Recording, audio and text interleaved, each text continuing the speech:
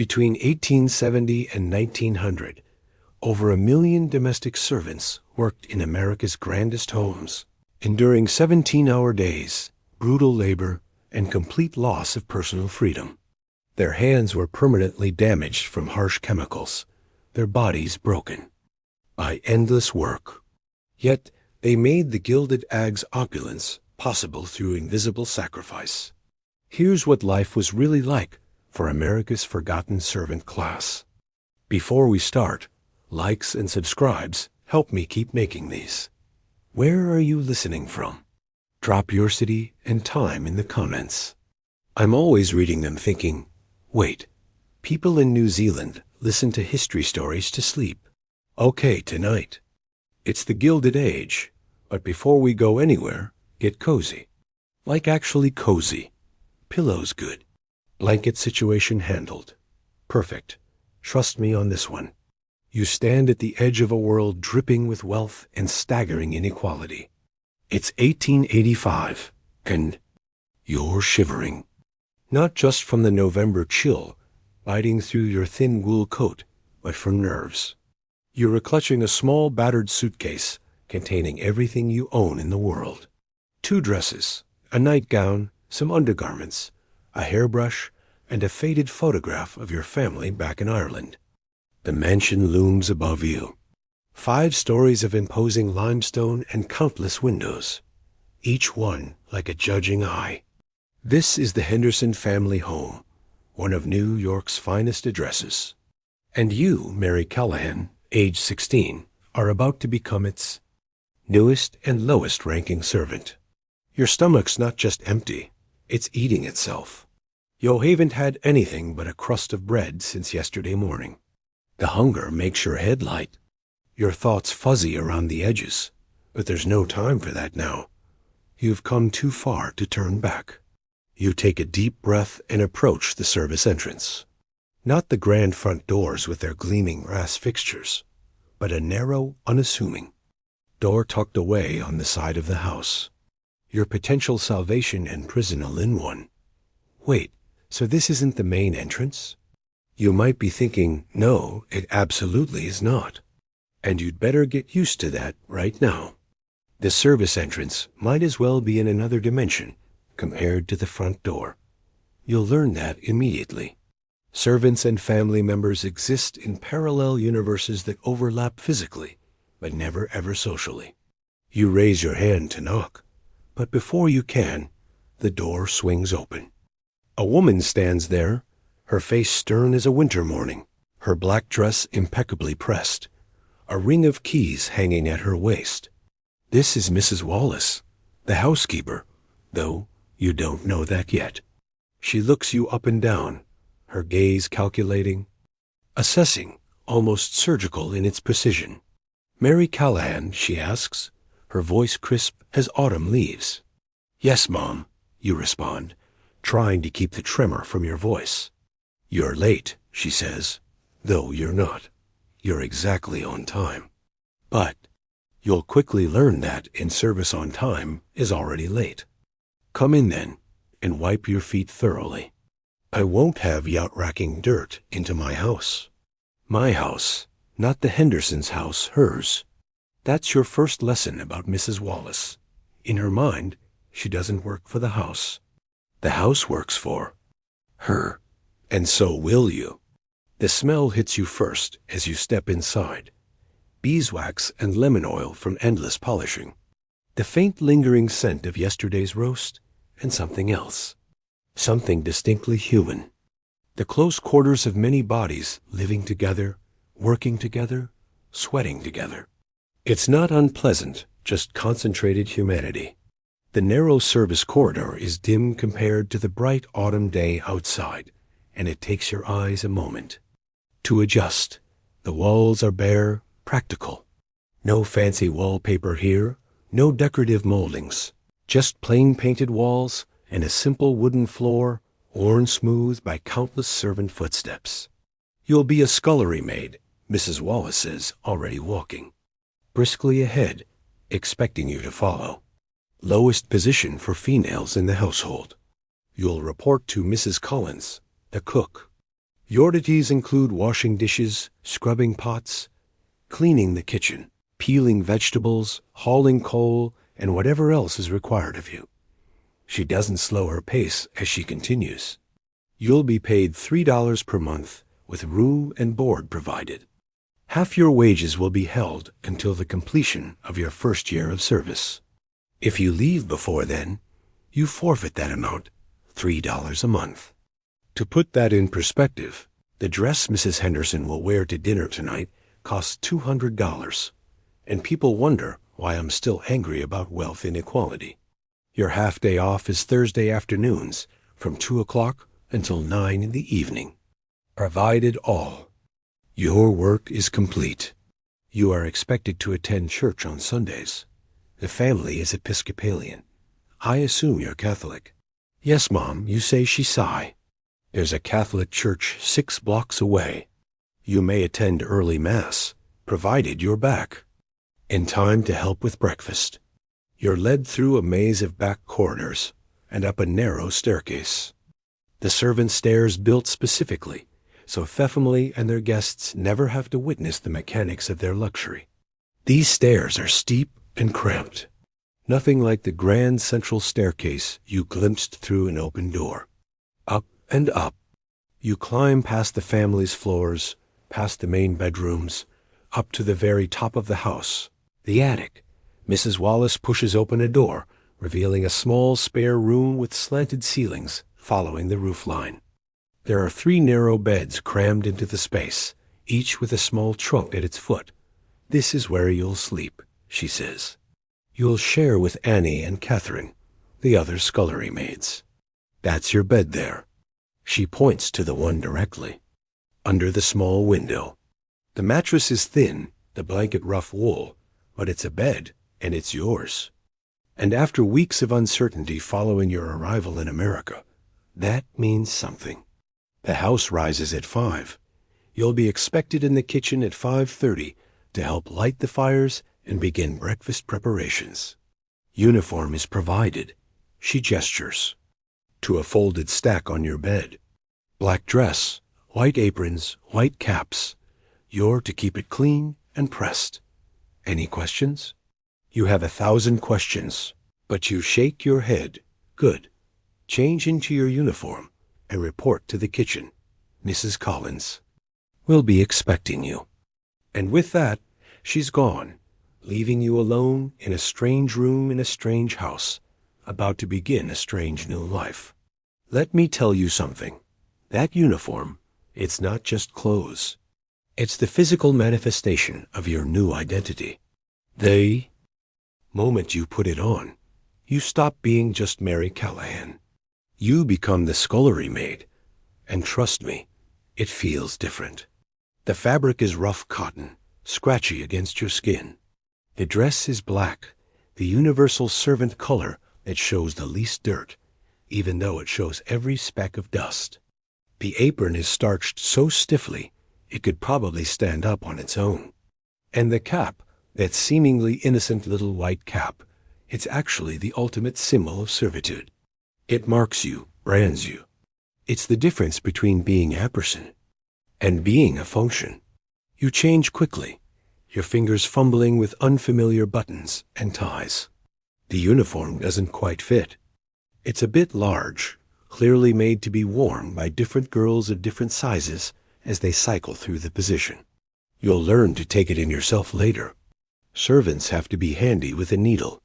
Your normal clothes go into the small trunk at the foot of your bed. You catch a glimpse of yourself in a small spotted mirror hanging on the wall. You hardly recognize yourself. The girl from County Cork is gone, replaced by an anonymous figure in black and white. Now, while you're getting used to this bizarre new reality, let me paint you a picture of what you've just walked into. Because the America of 1885 isn't just different from your world, it's an entirely separate universe. This is the height of what we call the Gilded Age, named by Mark Twain to describe something that appears golden and glittering on the surface, but is actually made of cheaper material underneath. It's the perfect metaphor for this period of American history. The Civil War has been over for 20 years, and the country's industrial capacity has exploded. Railroads crisscross the nation. Steel production is booming. Oil has been discovered in Pennsylvania. And all of this industrialization is creating wealth on a scale never before seen. But here's the thing. This wealth isn't being distributed evenly. Not even close. The richest 1% of Americans control about 25% of the total wealth in the top 10%. They've got about 75% of everything. Sound familiar? Massive fortunes are being built by men whose names you'd still recognize today. Rockefeller, Carnegie, Vanderbilt, Morgan. These are the titans who are reshaping America for better and worse. Meanwhile, the average industrial worker makes about $500 a year, working 60 hours a week in often dangerous conditions. There's no social safety net, no worker protections, no minimum wage, no child labor laws. And servants like you're making a fraction of even that. Your $36 per year, before the half they withhold, is equivalent to about $1,000 in today's money for what will amount to at least 80 hours of work per week. That's about 24 cents per hour in today's money. But here's the weird thing. Domestic service is actually considered one of the better jobs available to women in 1885. The alternatives are factory work. Even lower pay, more dangerous conditions, agricultural labor, backbreaking, seasonal, or the oldest profession, at least as a servant. You have food, shelter, and a degree of respectability. It's a devil's bargain, but it's one that millions of women like you are making. You take a deep breath and head downstairs to find the kitchen. The house is a labyrinth, but you follow the smell of baking bread and the sound of clattering pots. The kitchen, when you find it, is a hive of activity. It's hot almost unbearably. So, from the massive coal range that dominates one wall, the air is thick with steam and the mingled aromas of roasting meat, simmering stocks, and fresh herbs. At the center of this controlled chaos stands Mrs. Collins, the cook. She's a formidable woman, not just in authority, but in physical presence. Her face is flushed from the heat, her arms solid muscle from years of wrestling heavy pots and pounding. "Doe, you the new girl, then?" she asks when she spots you hovering uncertainly in the doorway. "Yes, Mom," Mary Callahan. She looks you up and down much as Mrs. Wallace did, but her assessment is different. She's not checking your department. She's gauging your strength, your potential usefulness. Ever work in a kitchen before? Only at home, ma'am, for my mother. She snorts. Well, this isn't your mother's kitchen. Come here. She leads you to a deep stone sink where a mountain of dirty pots, pans, and dishes awaits. "This is yours," she says, gesturing to the sink. "You'll wash everything. The water pump is there. Hot water comes from the copper boiler next to the range. Soap is here. Lye for the tough bits. Scrub brush, rags, towels for drying." It looks simple enough, but as you'll soon discover, washing dishes for a household of this size is no small task. Each meal generates dozens of dishes, and in a house like this, there are many meals. Breakfast, lunch, tea, dinner, and often late-night snacks for the family or their guests. "When you're done with these, come find me," Mrs. Collins says. "There are vegetables to be peeled for tonight's dinner." And so begins your first day as a scullery maid in one of New York's grand homes. Your hands plunge into hot soapy water, the first of countless thousands of times they'll make this journey. The water is scalding. Your skin turns pink almost immediately. But you don't complain. You can't complain. This is your job now. The pots are heavy, awkward to maneuver in the sink. Cast iron skillets encrusted with burned-on food. Copper pans that need special care to maintain their shine. Silver-plated serving dishes that, must be handled carefully to avoid dents or scratches. Your back begins to ache from leaning over the sink. Your fingers prune and then start to crack. From the harsh lye soap. Wait, did I just say lye soap? Yes, actual lye. As in sodium hydroxide, as in the stuff that can literally dissolve a body, you're plunging your bare hands into it multiple times a day. And there are no rubber gloves.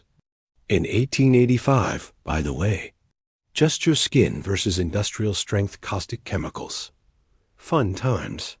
You're two. Slow, comes a voice beside you. You turn to see another girl in the same uniform as yours, perhaps a year or two older. I'm Catherine. You must be the new girl. Mary, you say, wincing as the soap finds a small cut on your finger. You need to. Be faster, Catherine says not unkindly. Mrs. Collins won't like it if you're still washing breakfast dishes when it's time to start lunch. Here, let me show you. She demonstrates a more efficient method, stacking similar items, tackling the greasiest. Pots first, while the water is hottest and cleanest, using the right amount of soap and lye. Your hands will toughen up, she says, noticing your discomfort. Mine used to bleed every day when I first started. Now look, she holds up her hands, and you're shocked at the transformation. They're red, chapped, the skin thickened and calloused, the nails short and broken. These are not a young woman's hands anymore. They're work tools adapted to their function. You're looking at your future, and it's written in cracked skin and broken nails. How long have you been here? You ask. 2 years, Catherine says. Started when I was 14. And do you like it? The question feels naive, even as you ask it. Catherine gives you a look that's equal parts pity and amusement. Like doesn't enter into it, she says. It's a job better than the factory. My sister works at the textile mill downtown. Lost 2 fingers last year when her hand got caught in a loom. That puts things in perspective. The food's good here. Catherine continues. Mrs. Collins is fair, even if shouts sometimes. Mrs. Wallace is strict, but not cruel. And the Hendersons, she shrugs. They're rich people. They barely notice we exist, which is better than the ones who notice for the wrong reasons, if you take my meaning. You do, unfortunately. You've heard stories from other girls who came to America before you. Stories about masters who took liberties with the female staff. It's a relief to hear that's not a concern in this household, at least. Anyway, finish these quick. Catherine says the delivery cart will be here soon with the meat for tonight, and we'll need to help bring it in. As if on cue, a bell on the wall jingles, one of many in a row, each labeled with a different room of the house. That's the front door, Catherine says. Annie will get it. Another girl, presumably Annie, hurries past, straightening her apron as she goes. She's small, maybe 17, with a pinched face and quick, nervous movements. The kitchen, you're learning, is the beating heart of the house that everything revolves around it. The meals, yes, but also the rhythms of the day, the comingings and goings, the gossip and news. Mrs. Collins might be lower in the servant hierarchy than Mrs. Wallace or Mr. Peterson, the butler whom you haven't met yet. But in this domain, she's sovereign. And you, the scullery maid, are at the absolute bottom of this miniature society. Everyone outranks you. Everyone can give you orders. Your time is not your own. Your body is not your own. Your labor belongs to the Hendersons, purchased for $3 a month, and the privilege of sleeping in their attic. This life, this constrained, demanding, physically punishing life, is what millions of women endured during the Gilded Age. Their stories are largely unwritten, their experiences unrecorded. They were the invisible engine that powered the lavish lifestyles of America's new aristocracy. You'll be up before dawn tomorrow, working until well after dark. You'll wash mountains of dishes, scrub floors on your hands and knees, haul coal and water, empty chamber pots, peel endless vegetables, and do it all without complaint, without rest, without recognition. And somewhere above you, the Hendersons will glide through their beautiful rooms, attend their elegant parties, and never once think about the army of people below stairs who make it all possible. Behind every fortune, every mansion, every silk gown and diamond necklace, there were dozens of women like you, hands raw, backs aching, youth fading, whose labor created the illusion of effortless luxury as you finish the last pot and reach for a towel to dry your red, throbbing hands. Catherine glances at the clock. Almost time to start preparing for lunch. She says, "Better hurry with those vegetables," Mrs. Collins mentioned. And so your day continues, one task flowing into the next without pause, without rest. The vegetables need peeling. Potatoes, carrots, turnips, onions, pounds and pounds of them, enough to feed the family and their frequent guests, plus the staff of 15 who keep the household running. Your fingers, already tender from the hot water and harsh soap, now face a new challenge. The knife slips on a wet potato, nicking your thumb. You wheezy, but keep working. Blood mixes with vegetable peels. In a house like this, the work doesn't stop for minor injuries. By the time lunch preparations are in full swing, you've been on your feet for hours. Every muscle aches. Your lower back throbs from leaning over the sink. Your shoulders burn from the repetitive motion of scrubbing. Your stomach growls. You still haven't eaten today. Staff lunch is after the family's. Catherine informs you when she notices you eyeing a freshly baked loaf of bread. We eat what's left. What's left turns out to be substantial. The Hendersons, like most wealthy families, order far more food than they actually consume. Staff meals are simple but filling. Today, it's soup made from yesterday's roast bread, cheese, and apples. You eat quickly, standing up in the kitchen rather than sitting in the servants' hall. There's no time for a proper break. The dishes from the family's lunch are already arriving, and they'll need washing before dinner preparations begin in earnest. As you settle into your work rhythm, you start to notice the other members of the household staff. There's Mr. Peterson, the butler, a tall, imposing figure who manages the male staff and oversees the wine cellar and dining room. He barely glances at you. Scullery maids are so far beneath his notice that you might as well be furniture. There's Mrs. Wallace, of course, who seems to materialize whenever something isn't being done to her exacting standards. Her keys jingle as she moves through the house, a constant reminder of her authority. There are the footmen, William and Thomas, tall, handsome young men, selected as much for their appearance as their skills. They serve at table, answer doors, carry heavy items, and generally act as the visible face of service in the household. There's Agnes, the head housemaid, who supervises the cleaning of the families rooms, and Lily, the parlor, responsible for the drawing room and public spaces, and Margaret, the lady's maid, who attends directly to Mrs. Henderson, helping her dress and styling her hair. Each person has their specific role, their territory, their place in the rigid hierarchy, and everyone has more status than you. The afternoon passes in a blur of tasks. The kitchen grows hotter as dinner preparations begin in earnest. Mrs. Collins orchestrates a complex dance of roasting, boiling, baking, and sauce-making. You're called upon to fetch ingredients, stir pots, mind the fire in the range, all while continuing to wash the endless stream of dishes, pots, and utensils that cooking generates. The bell wall springs to life as the family moves through their day, each chime summoning a different servant to a different room. The front door bell for visitors, the drawing room bell for tea, the master's study bell for correspondence. The bells never stop, and neither does the work. By 6 o'clock, your feet are swollen in your ill-fitting shoes. Your back spasms periodically from being hunched over for so long. Your hands are raw, red patches where the skin has started to crack and peel from constant exposure to hot water and lie. But dinner service is beginning, and this is the most important meal of the day. In a house like this, the Hendersons are entertaining guests. Another wealthy family and a business associate of Mr. Henderson's. The dining room has been prepared.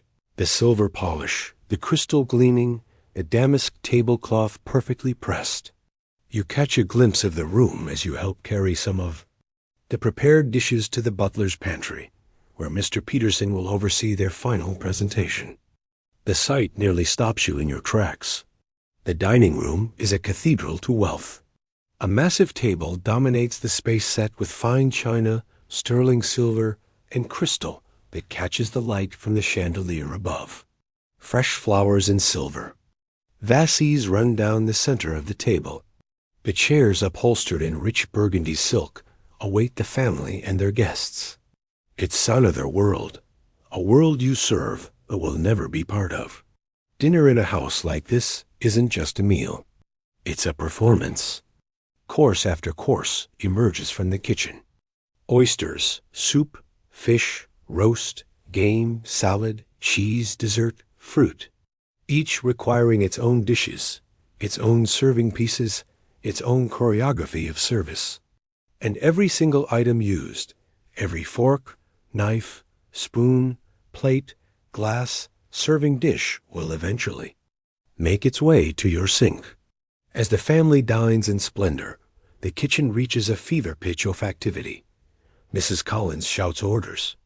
Sauces are finished, garnishes applied, plates wiped clean of any errant drops or smudges. The footmen come and go, carrying full platters up and empty ones back down. You're already washing the dishes from the early courses, trying to stay ahead of the flood that will come when dinner concludes. Your arms are submerged to the elbows in hot, soapy water. Your fingers have gone pruny, then raw, then numb. Through the open kitchen door, you can hear faint laughter from above. The family and their guests enjoying their meal, their wine, their conversation. Do they ever think about the hands that prepared their food, the hands currently washing their dishes, the lives being spent in their service? No, they don't, because that's not how the world works. Not in 1885, and honestly, not that much has changed today. By the time the last dessert plate comes down, it's nearly 10 o'clock. You've been working for over 14 hours.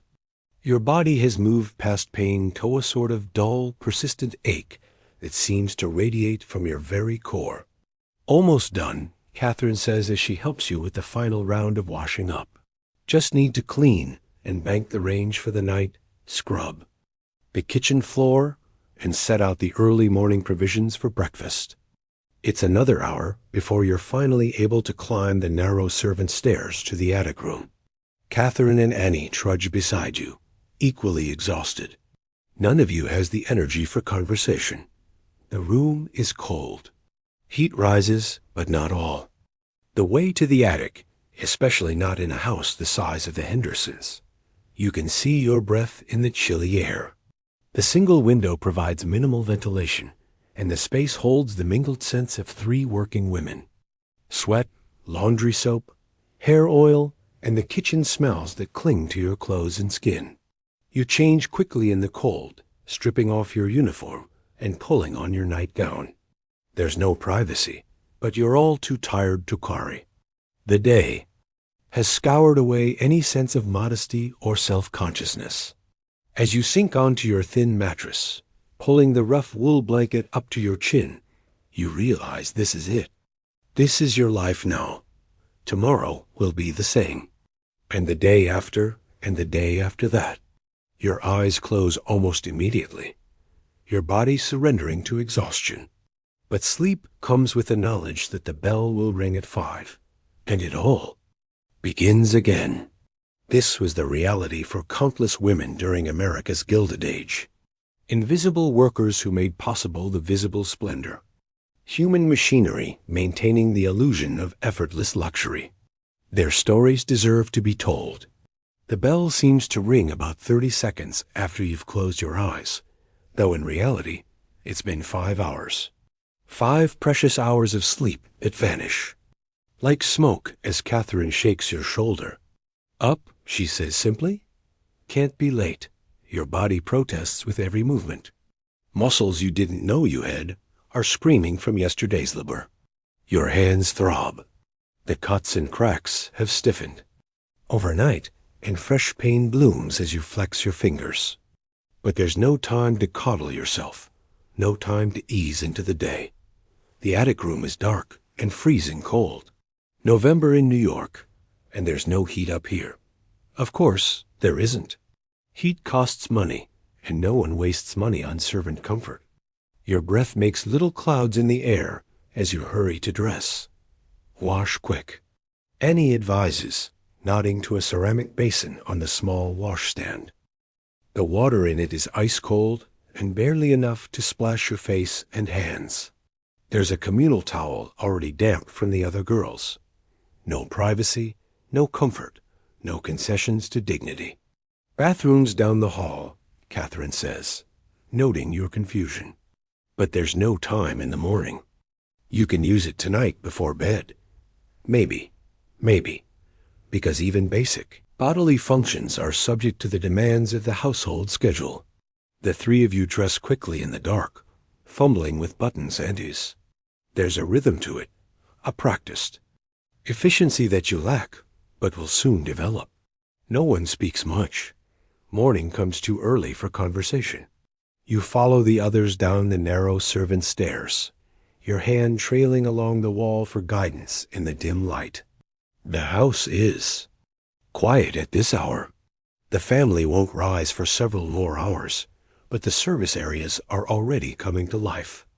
The kitchen, when you reach it, is cold and dark. The great range that dominated the space yesterdays, now a slumbering beast that needs awakening. This, you quickly learn, is your first task of the day. Coal, Catherine says, pointing to a scuttle.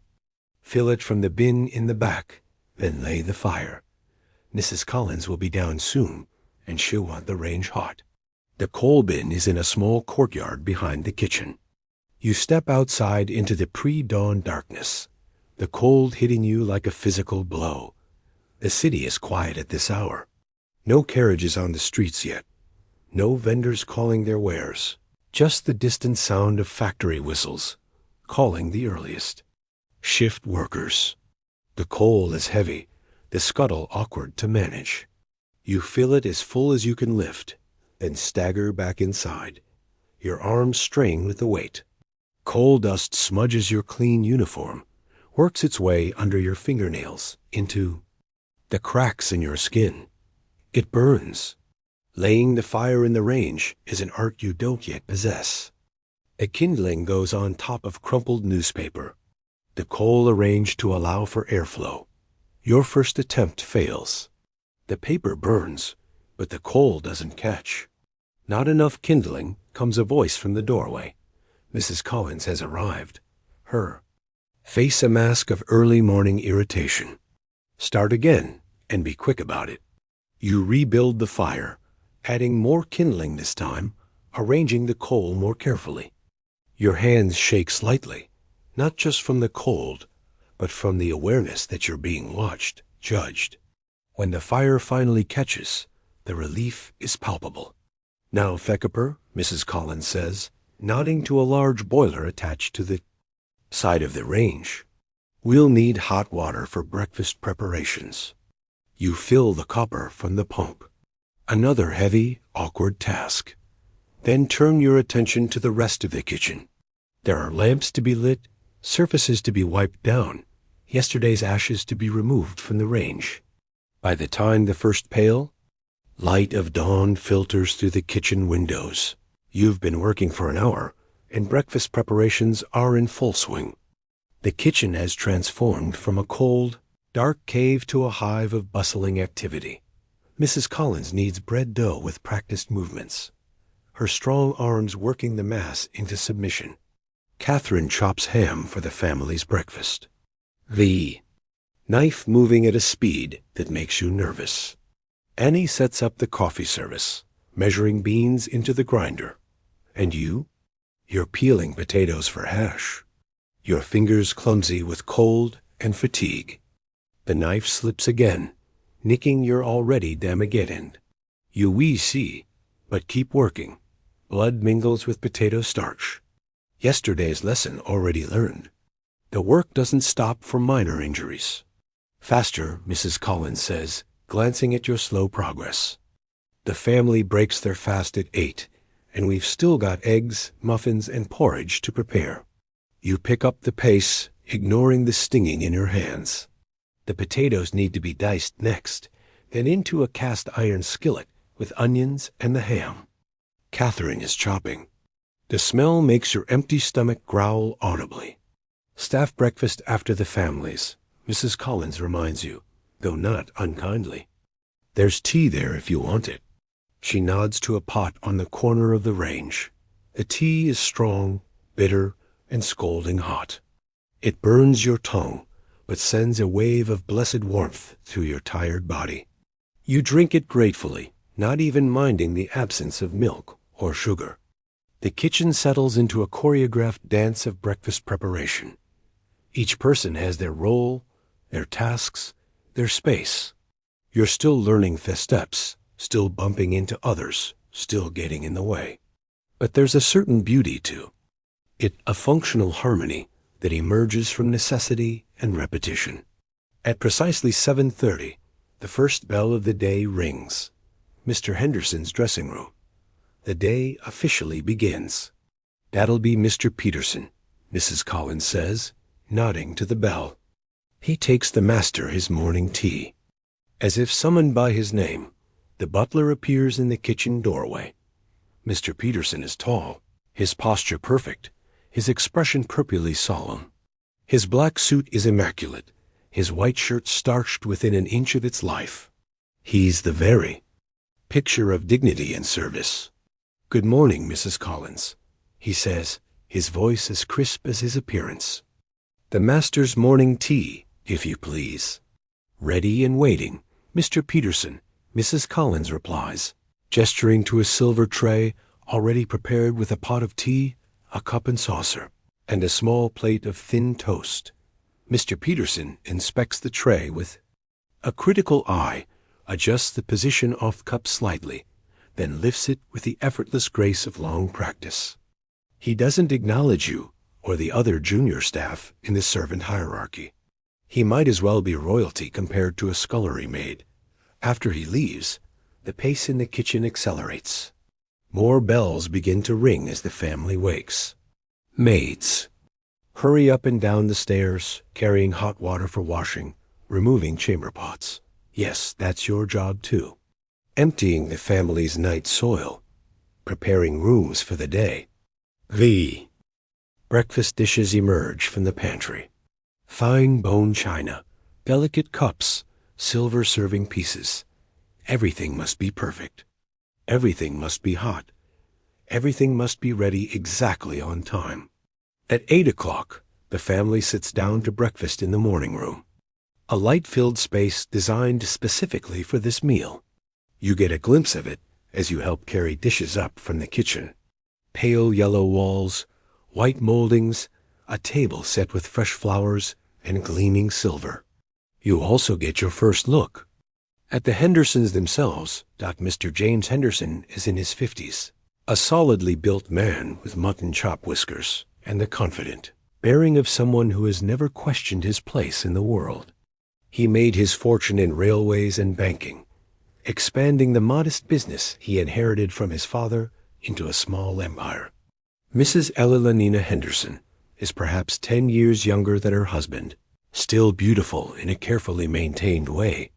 Her morning dress is simpler than her evening attire, but still costs more than you'll make in a year. Her hair is already perfectly arranged, courtesy of Margaret, her lady's maid. Their children are present as well. Miss Louise, 19 and preparing for her second season in society, and Master William, 17 and home from boarding school for a short visit. They speak little during breakfast, confining their conversation to plans for the day ahead, Mr. Henderson will be at his office downtown. Mrs. Henderson has calls to make and a committee meeting for some charity function. Miss Louise has a fitting for a new gown. Master William is meeting friends for lunch at their club. Not once do they acknowledge the servants who move silently around them, refilling coffee cups, removing empty plates, anticipating needs before they're expressed. You and the other staff are furniture to them, functional objects that enable their comfortable lives.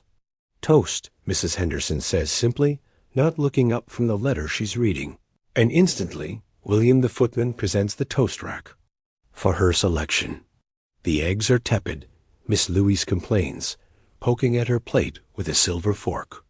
I'll have fresh ones prepared immediately, Miss William responds, whisking the offending plate away. And just like that, your carefully prepared breakfast service is thrown into chaos. Mrs. Collins must drop everything to make fresh eggs. You must wash the rejected plate and cutlery immediately so they can be reused. The entire kitchen scrambles. To correct this small imperfection in Miss Louise's morning, rich people, Catherine mutters under her breath as she helps you quickly wash and dry the returned plate. God forbid her eggs are less than scolding. It's your first real glimpse of awe, the fundamental truth of service. The comfort, preferences, and whims of the family always come first. Your time, your labor, your fatigue are irrelevant. You exist to smooth their path through life, to create the illusion that hot food appears by magic. Clean clothes materialize in wardrobes. Dust never settles on surfaces, and chamber pots empty themselves. By 9:30, the family has finished breakfast and dispersed to their various activities. Only then can the staff eat. The kitchen table is quickly set with the breakfast leftovers: eggs, bacon, toast, porridge. The food is no longer hot, but it's plentiful. You sit with Catherine, Annie, and the other lower servants. The upper servants, Mr. Peterson, Mrs. Wallace, Mrs. Collins, and the lady's maid eat separately in Mrs. Wallace's sitting room, maintaining the hierarchy even during meals. Eat quick, Catherine advises between bites. We've got to clear all this, wash everything, and start on lunch preparations. You're starving after hours of work on just a cup of tea, and the food disappears rapidly. It's your first proper meal since arriving, and despite the simplicity, it tastes wonderful. You hadn't realized how hollow with hunger you felt until now. But Catherine is right. There's no time to linger. The breakfast dishes are waiting, and the cycle begins again. Wash, dry, put away, clear, clean, prepare. The rhythm of the household continues its relentless forward motion. As you settle into the familiar position at the sink, arms deep in hot, soapy water, Catherine works beside you, showing you more efficient methods, helping you keep pace with the never-ending flow of dishes. Pots and pans. Mrs. Wallace will be doing room inspections this morning, she tells you as you work. Be glad you're down here. She's a terror when she's inspecting. Poor Agnes was in tears yesterday over a bit of dust under Mr. Henderson's bed. Does she inspect our room, too? You ask, thinking of the small attic space you share. Catherine snorts. Not likely. She doesn't care how we live as long as we keep the family's rooms perfect. Our quarters could be a pigsty for all she notices. There's a strange freedom in that neglect. You realize the attic room may be small, cold, and plain, but at least it's a space where the exacting standards of the household don't apply. A tiny pocket of autonomy in a life, otherwise completely controlled by others. As the morning progresses, you fall into a rhythm with Catherine and Annie. There's a camaraderie that develops naturally among those who share hard work and low status.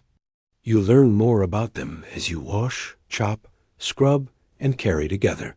Catherine is from County Mayo originally. Came to America 3 years ago when the potato crops failed again, and her family couldn't feed all 8 children.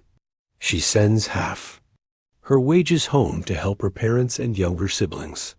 She can read a little and auto sound out street signs and simple notices, but not write. Annie is American-born, the daughter of German immigrants. Her father was killed in a factory accident. 2 years ago, her mother works as a washerwoman.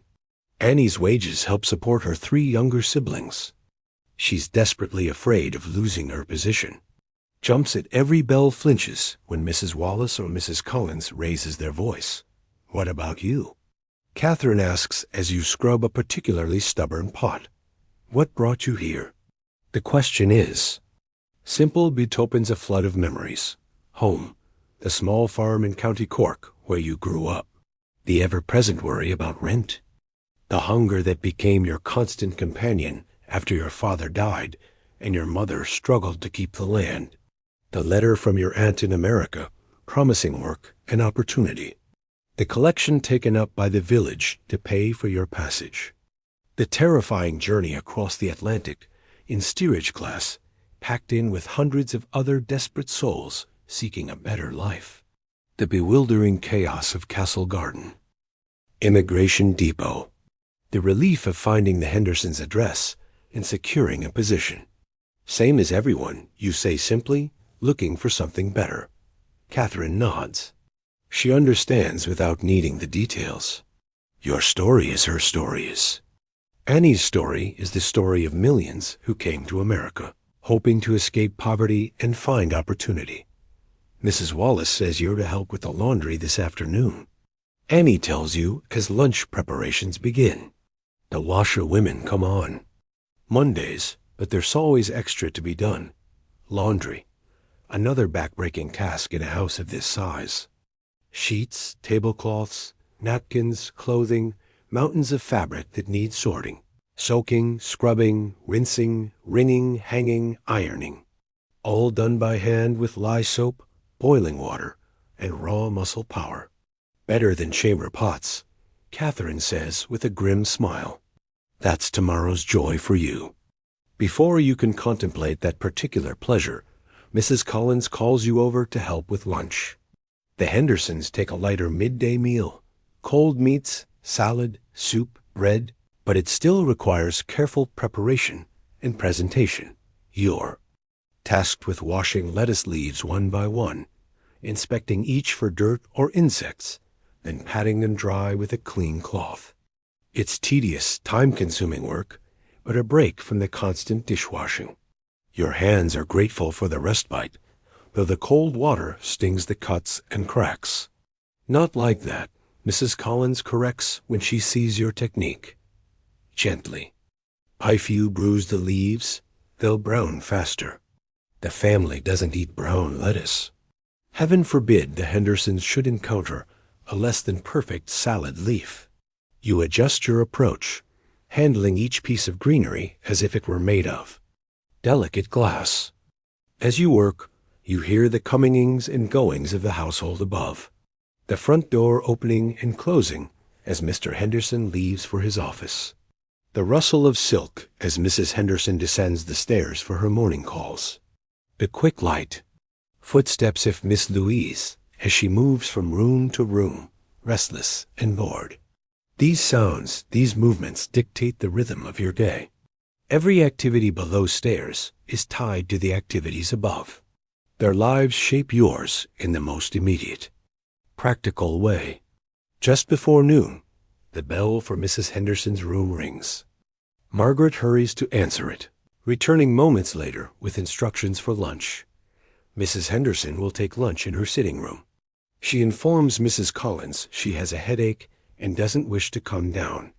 She'd like a tray with just soup, and perhaps a little toast. Mrs. Collins nods, already adjusting the preparations. Mary, she calls to you. Wash that small silver tray, the one with the rose pattern, and find the invalid set, the white china with the blue flowers. The invalid set. Special dishes for when a family member is ill or indisposed. Not the everyday. China. Not the best china reserved for company, but a specific set designed for serving meals in bedrooms or private sitting rooms.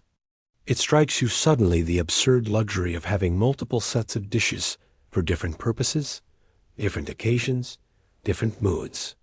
Your family at home ate from the same 4 chipped plates for every meal year after year. As you retrieve the special dishes from their cabinet and carefully wash the decorative tray, you notice a nick in one of the plates. Tiny, barely visible, but there you hesitate, uncertain whether to mention it. "What is it?" Mrs. Collins asks, noticing your pause. "There's a small chip in this plate, Mom," you say, showing her the floor. She peers at it, frowning. Mrs. Henderson would notice that in an instant, headache or no. Use the one with the green band. Instead, she shakes her head and tells Mrs. Wallace that set needs replacing. The mistress won't abide damaged china. But has no qualms about damaged hands. Preparing her food, serving her meals, cleaning her house. The irony isn't lost on you. The morning bleeds into afternoon. Lunch is prepared, served, and cleared away. The familia spurs again. Mrs. Henderson to rest in her room. Miss Louise to her fitting appointment. Master William to his club. The house settles into a brief relative quiet. Staff lunch is quick, sandwiches made from leftover meats. Bread slightly stale, but still good. Tea to wash it down. Eaten standing up in the kitchen rather than sitting in the servants' hall.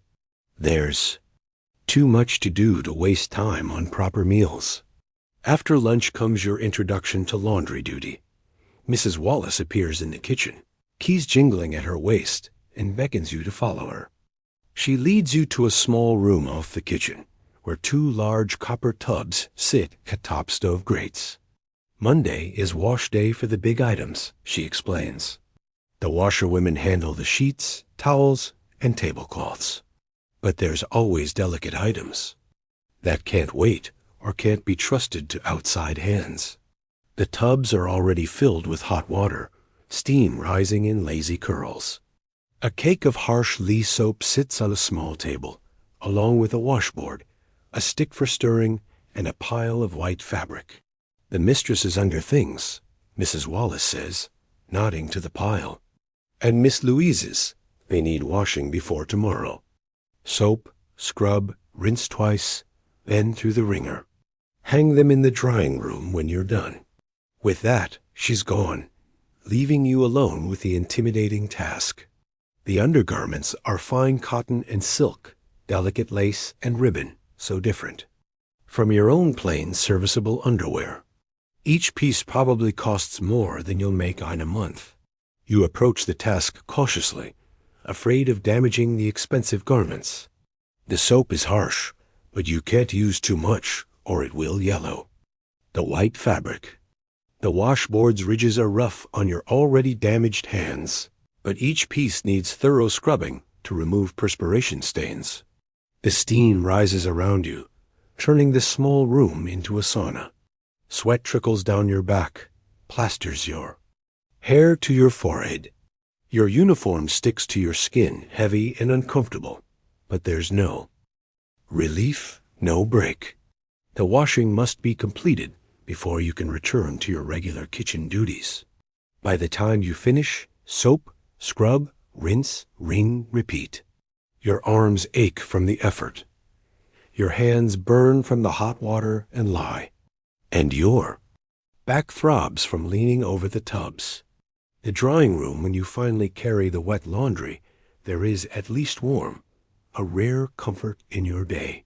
You hang each piece carefully on the drying racks, making sure nothing touches, nothing wrinkles.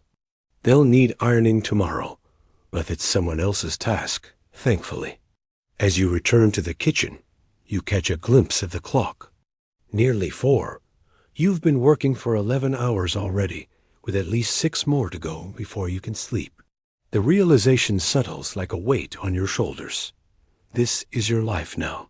Day after endless day of physical labor, of meeting others' needs, of existing solely to maintain the comfort and convenience of the Hendersons.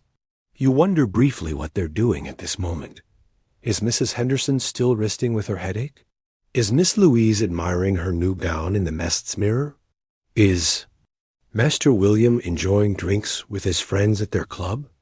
Whatever they're doing, you can be certain they're not thinking about you or any of the other servants who make their lives possible. The afternoon wears on. The kitchen gearing up for the most important meal of the day, dinner. Mrs. Collins is in her element, orchestrating the complex dance of preparation. Meat must be roasted, vegetables prepared, sauces made, desserts assembled. You're back at your station by the sink, washing the utensils and bowls used in the preparations, staying ahead of the demand for clean equipment. Your body operates on automatic now, too tired to register new pain, simply accepting the continued demands placed upon it. Mr. and Mrs. Raymond are joining the family for dinner. Catherine informs you as she chops carrots nearby. That means the second best china and the silver fish forks. More dishes, more specialized cutlery, more work. You nod, too tired for more of a response. The Raymonds are always critical of the food, she continues. Mrs. Collins is in a state about it. Expect a long evening. A long evening? As if the day hasn't been long enough already. You suppress a sigh and keep washing, your hands moving mechanically through the familiar motions. As the sun sets outside, casting long shadows through the kitchen windows, the pace accelerates. The family will change for dinner soon. The dining room must be ready. The first courses must be prepared for serving. The bell wall springs to life.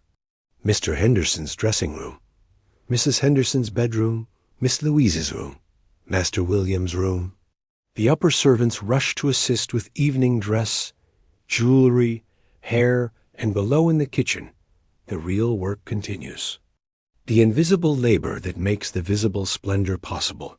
The hands in hot water, the backs bent over stoves, the feet aching on hard floors. This is the reality of service in the Gilded Age. An army of people like you, their youth and health, sacrificed to maintain the illusion of effortless luxury for families like the Hendersons.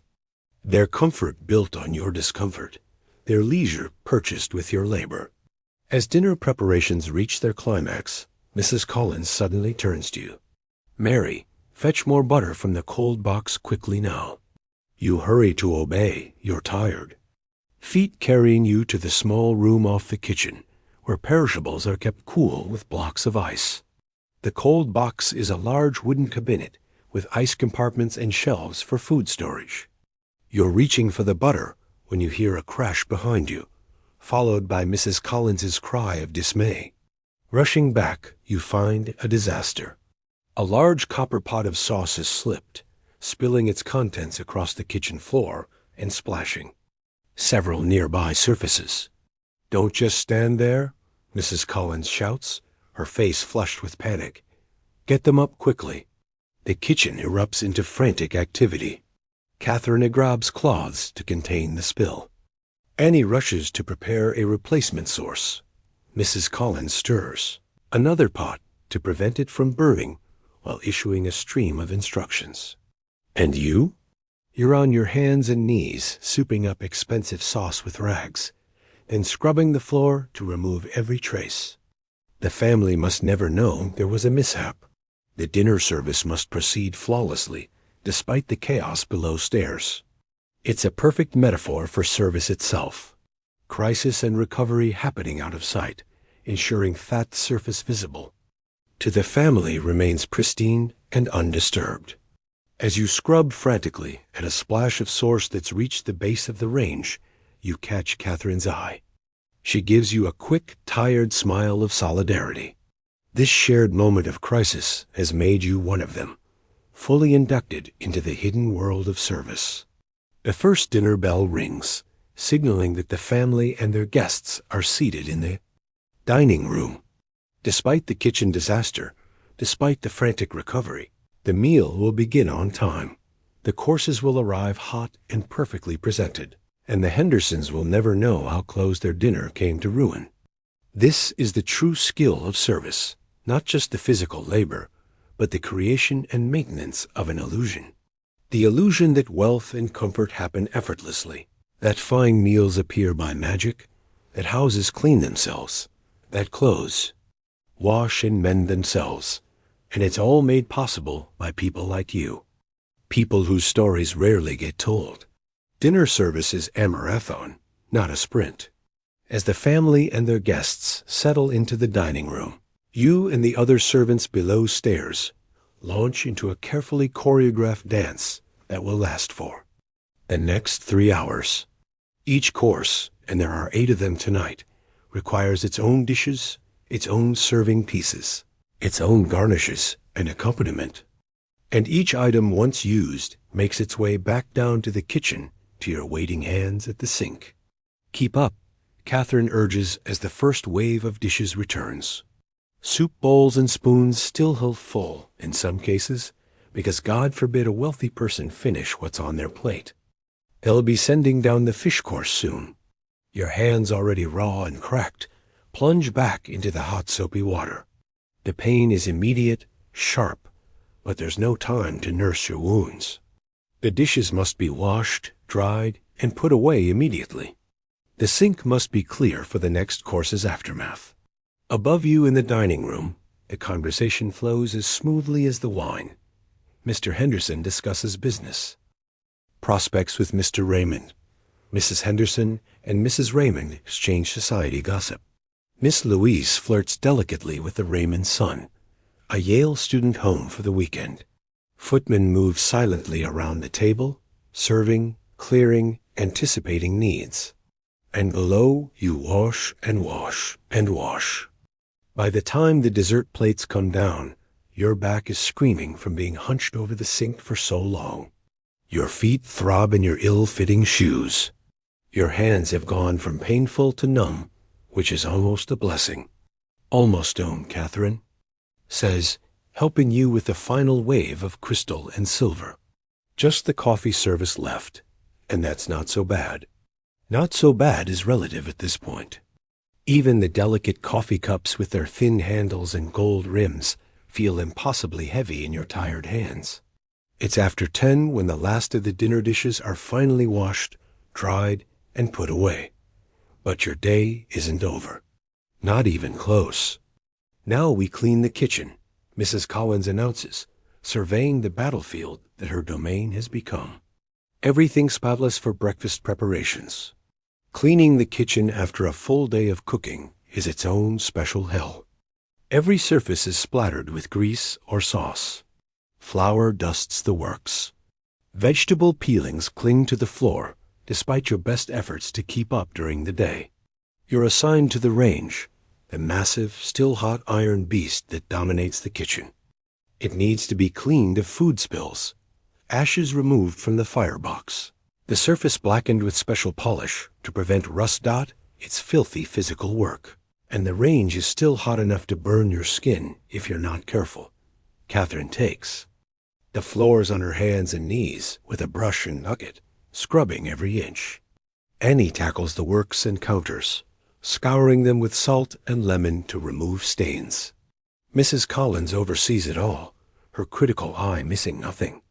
"You've missed a spot there, Mary," she calls, pointing to a splash of grease on the range door. And Catherine, the corner by the pantry, needs another going over. It's nearly midnight before the kitchen finally meets her standards. By then, you're swaying on your feet, fatigued, having moved beyond simple tiredness to a bone-deep exhaustion that makes even standing an effort. "Bath night for the kitchen staff," Mrs. Collins says as you put away the last of the cleaning supplies. "You 3 can go first. Don't take too long. The others are waiting their turn." Bath night.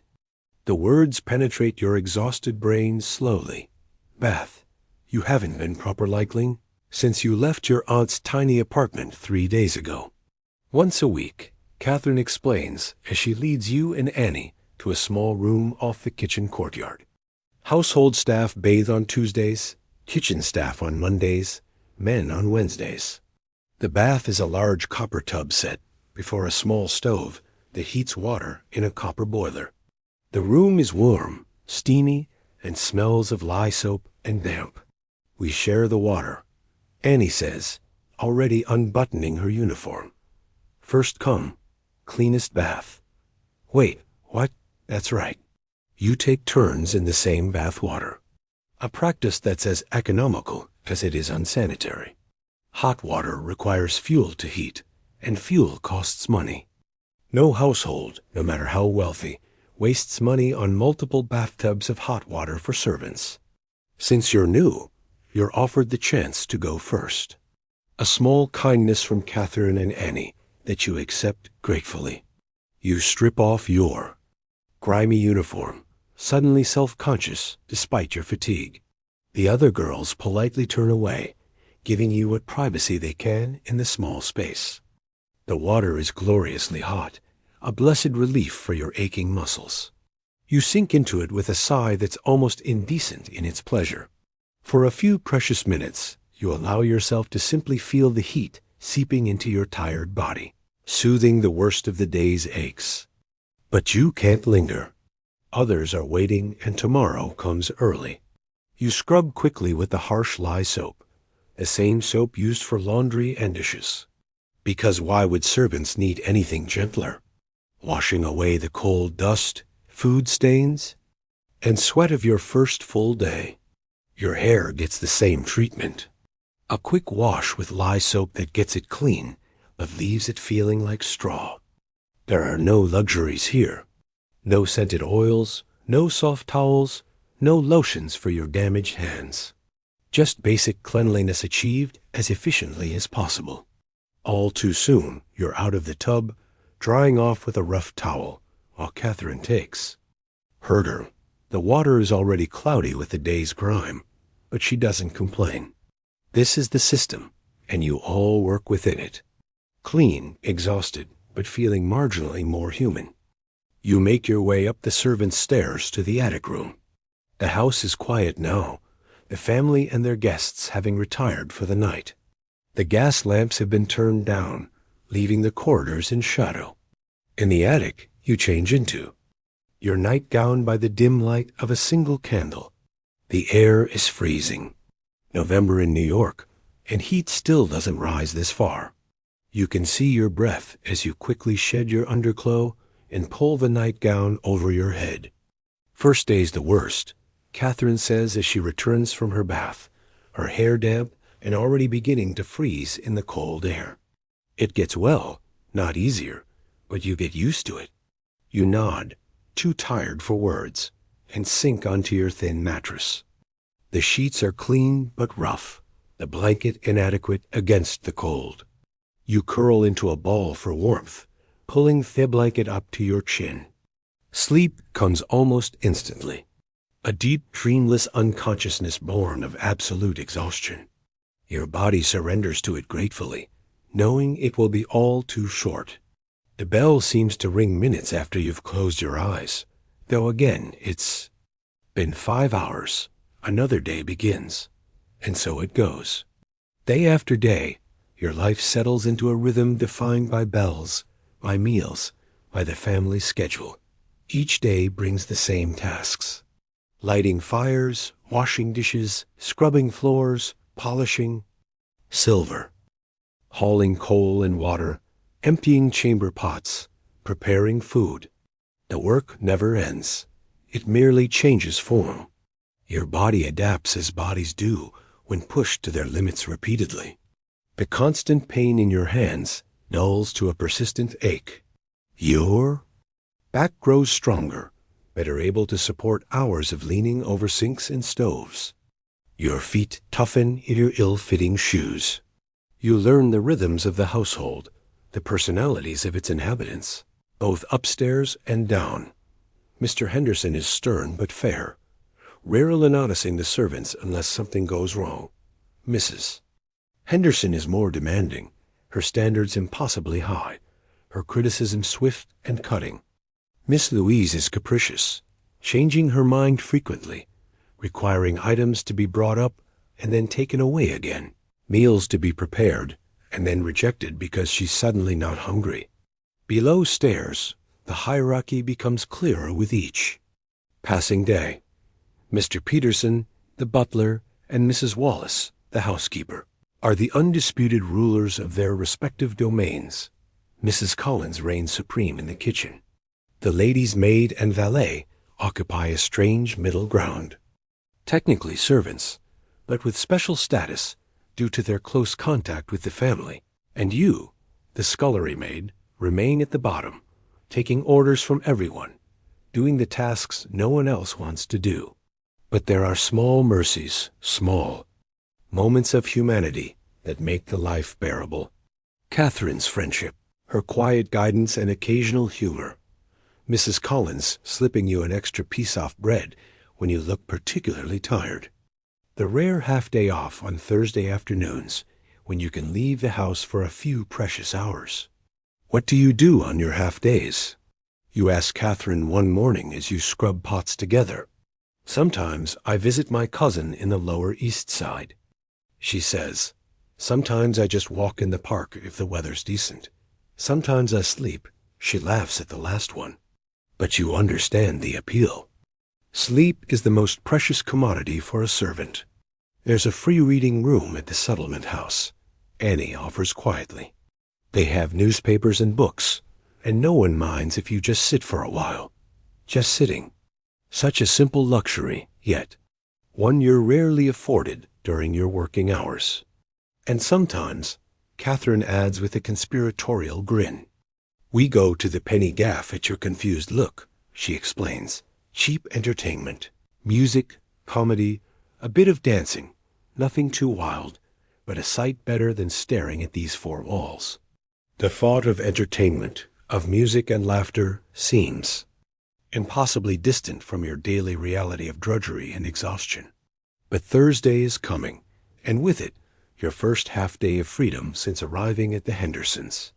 Before that, though, there's Tuesday to get through, and Tuesday, as you've quickly learned, is chamber pot day. Every morning, the maids empty the family's chamber pots, the ceramic vessels kept in bedrooms for nighttime necessities. But on Tuesdays, those pots get a thorough cleaning, and that task falls to you. It's not so bad, Catherine tells you as she shows you to the small courtyard behind the kitchen where this particular chore takes place. Better than crawling around to empty all the fireplaces like Tom has to do. Not so bad is debatable when you're faced with a row of used chamber pots waiting to be scrubbed clean.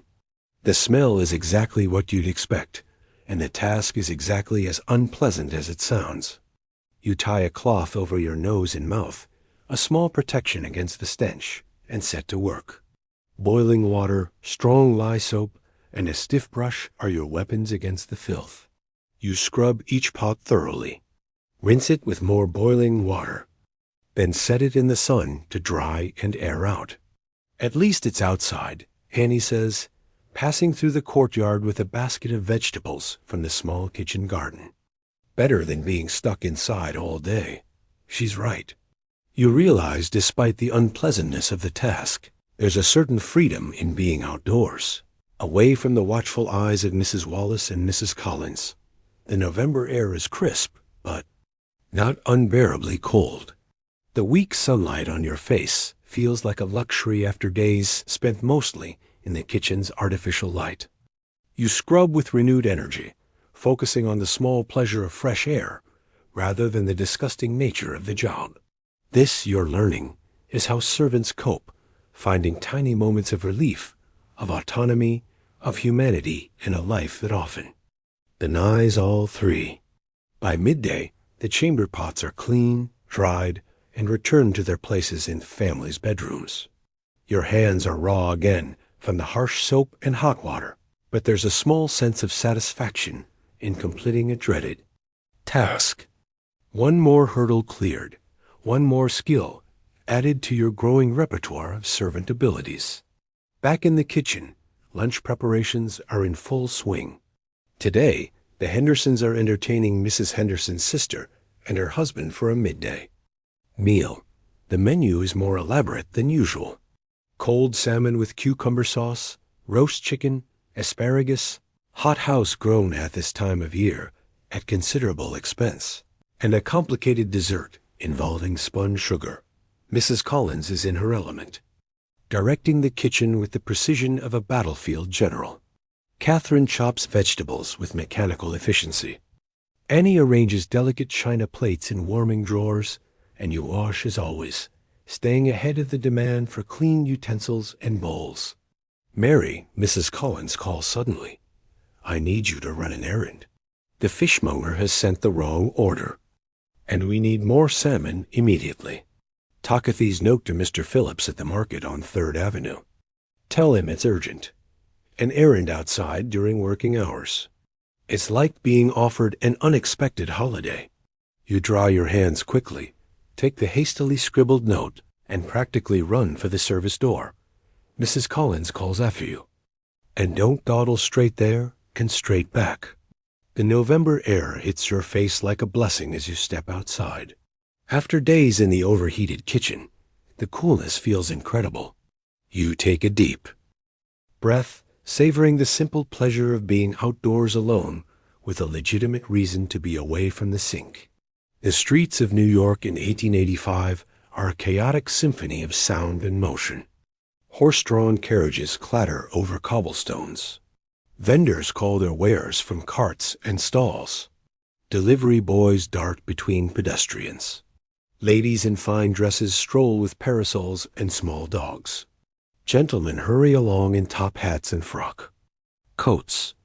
And alongside it all, the working people, delivery men, street sweepers, newsboys, seamstresses, laborers, move with purpose, keeping the city functioning for those with money and leisure. You're conscious of your servant's uniform as you hurry along, the black dress and white apron marking you as clearly as a brand. People barely glance at you. Servants are as invisible on the streets as they are in the houses they serve. The fish market is a cacophony of shouts, the air heavy with the smell of the morning's catch.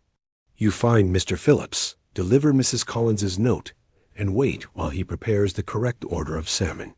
He wraps it in paper and then newspaper, creating package that's still cold and damp, but at least won't soak through to your uniform on the walk back. "Tell Mrs. Collins that's the best I've got today," he says as he hands you the package. Norwegian, not Scottish, but fresh this morning. You nod, already dreading Mrs. Collins's reaction to this substitution. The quality of the fish will reflect on her cooking, and she's already stressed about serving Mrs. Henderson's critical sister. The walk back seems shorter. The weight of the fish package and the responsibility it represents pressing on you. The brief freedom of the errand is already fading, reality reasserting itself with each step closer to the Henderson home. When you return to the kitchen, it's in even greater chaos than when you left. Something has gone wrong with the sauce for the chicken, and Mrs. Collins is frantically trying to save it. Catherine gives you a wide-eyed look of warning as you enter with the fish. Norwegian, not Scottish, you report hesitantly, placing the package on the worked. Mrs. Collins makes a sound somewhere between a groan and a curse. It'll have to do. We've no time for anything else. Unwrap it and bring it here. The next hour passes in a blur of frantic activity. The salmon must be cleaned, skinned, poached, and chilled again for serving. The sauce must be remade from scratch. The vegetables must be prepared perfectly. The table settings must be immaculate. And through it all, the relentless awareness that any mistake, any imperfection will be noticed and criticized, not just by the family, but by Mrs. Henderson's particularly judgmental sister. She sent back a soup once because she found a piece of parsley floating in it that was the wrong shape. Catherine whispers as you work side by side preparing the cucumber sauce. Mrs. Collins nearly gave notice that day. By the time the lunch is finally ready to be served, everyone in the kitchen is sweating despite the November chill outside. The tension is palpable as William and Thomas, the footmen, carry the first course upstairs, and then you wait. The kitchen falls into an uneasy silence. all ears straining for the sound of returning footsteps. The verdict on Mrs. Collins' Norwegian salmon. 10 minutes pass. 15. No plates return. No complaints filter down. Mrs. Collins begins to relax marginally, moving on to supervise the preparation of the next course. No news is good news, Catherine murmurs, returning to the sink where a fresh mountain of preparation dishes awaits. Let's hope it stays that way. And remarkably, it does. The lunch proceeds without incident. Each course served and received without criticism. When the dessert, a magnificent construction of spun sugar, pastry, and cream, receives actual compliments from Mrs. Henderson's sister, relayed down by a grinning Thomas, the kitchen erupts in barely suppressed celebration. Well done, all of you, Mrs. Collins says, her usual sternness softened by relief. Now clear up and prepare for dinner. No rest for the wicked. No rest indeed. The cycle continues, unending, relentless. Clean up from one meal, prepare for the next. Wash, dry, polish, scrub, haul, carry, serve. But as you settle back into your place at the sink, hands once again submerged in hot, soapy water, you realize something has shifted slightly. You've been part of a crisis and its resolution. You've contributed to a success. You've begun to understand the complex ecosystem of the servant world, your place within it, and the unspoken rules that govern it. You're becoming one of them. The invisible army that makes visible luxury possible. The hands behind the comfortable lives of people like the Hendersons. The human machinery of the Gilded Age. And in that understanding, there's a strange kind of belonging. Thursday arrives like water in the desert. Your half-day off, the first since you began working for the Hendersons. After a week of Constantinople of being available from 5 a.m. until midnight, you'll have a few precious hours to yourself. But first, there's the morning's work to be done. Don't think you're getting out of breakfast service just because it's your half-day. Mrs. Collins reminds you as you lay the fire in the range. You're free from 2 until 9 in. Not a minute before or after. 7 hours. 7 hours of freedom. It sounds like an eternity after the relentless routine of the past week. Morning proceeds as usual. Fires lit, breakfast prepared, served and cleared, dishes washed, kitchen cleaned. But there's a difference in your movements today. A suppressed energy. Even your aching hands seem less painful as they plunge into the hot, soapy water. Where will you go?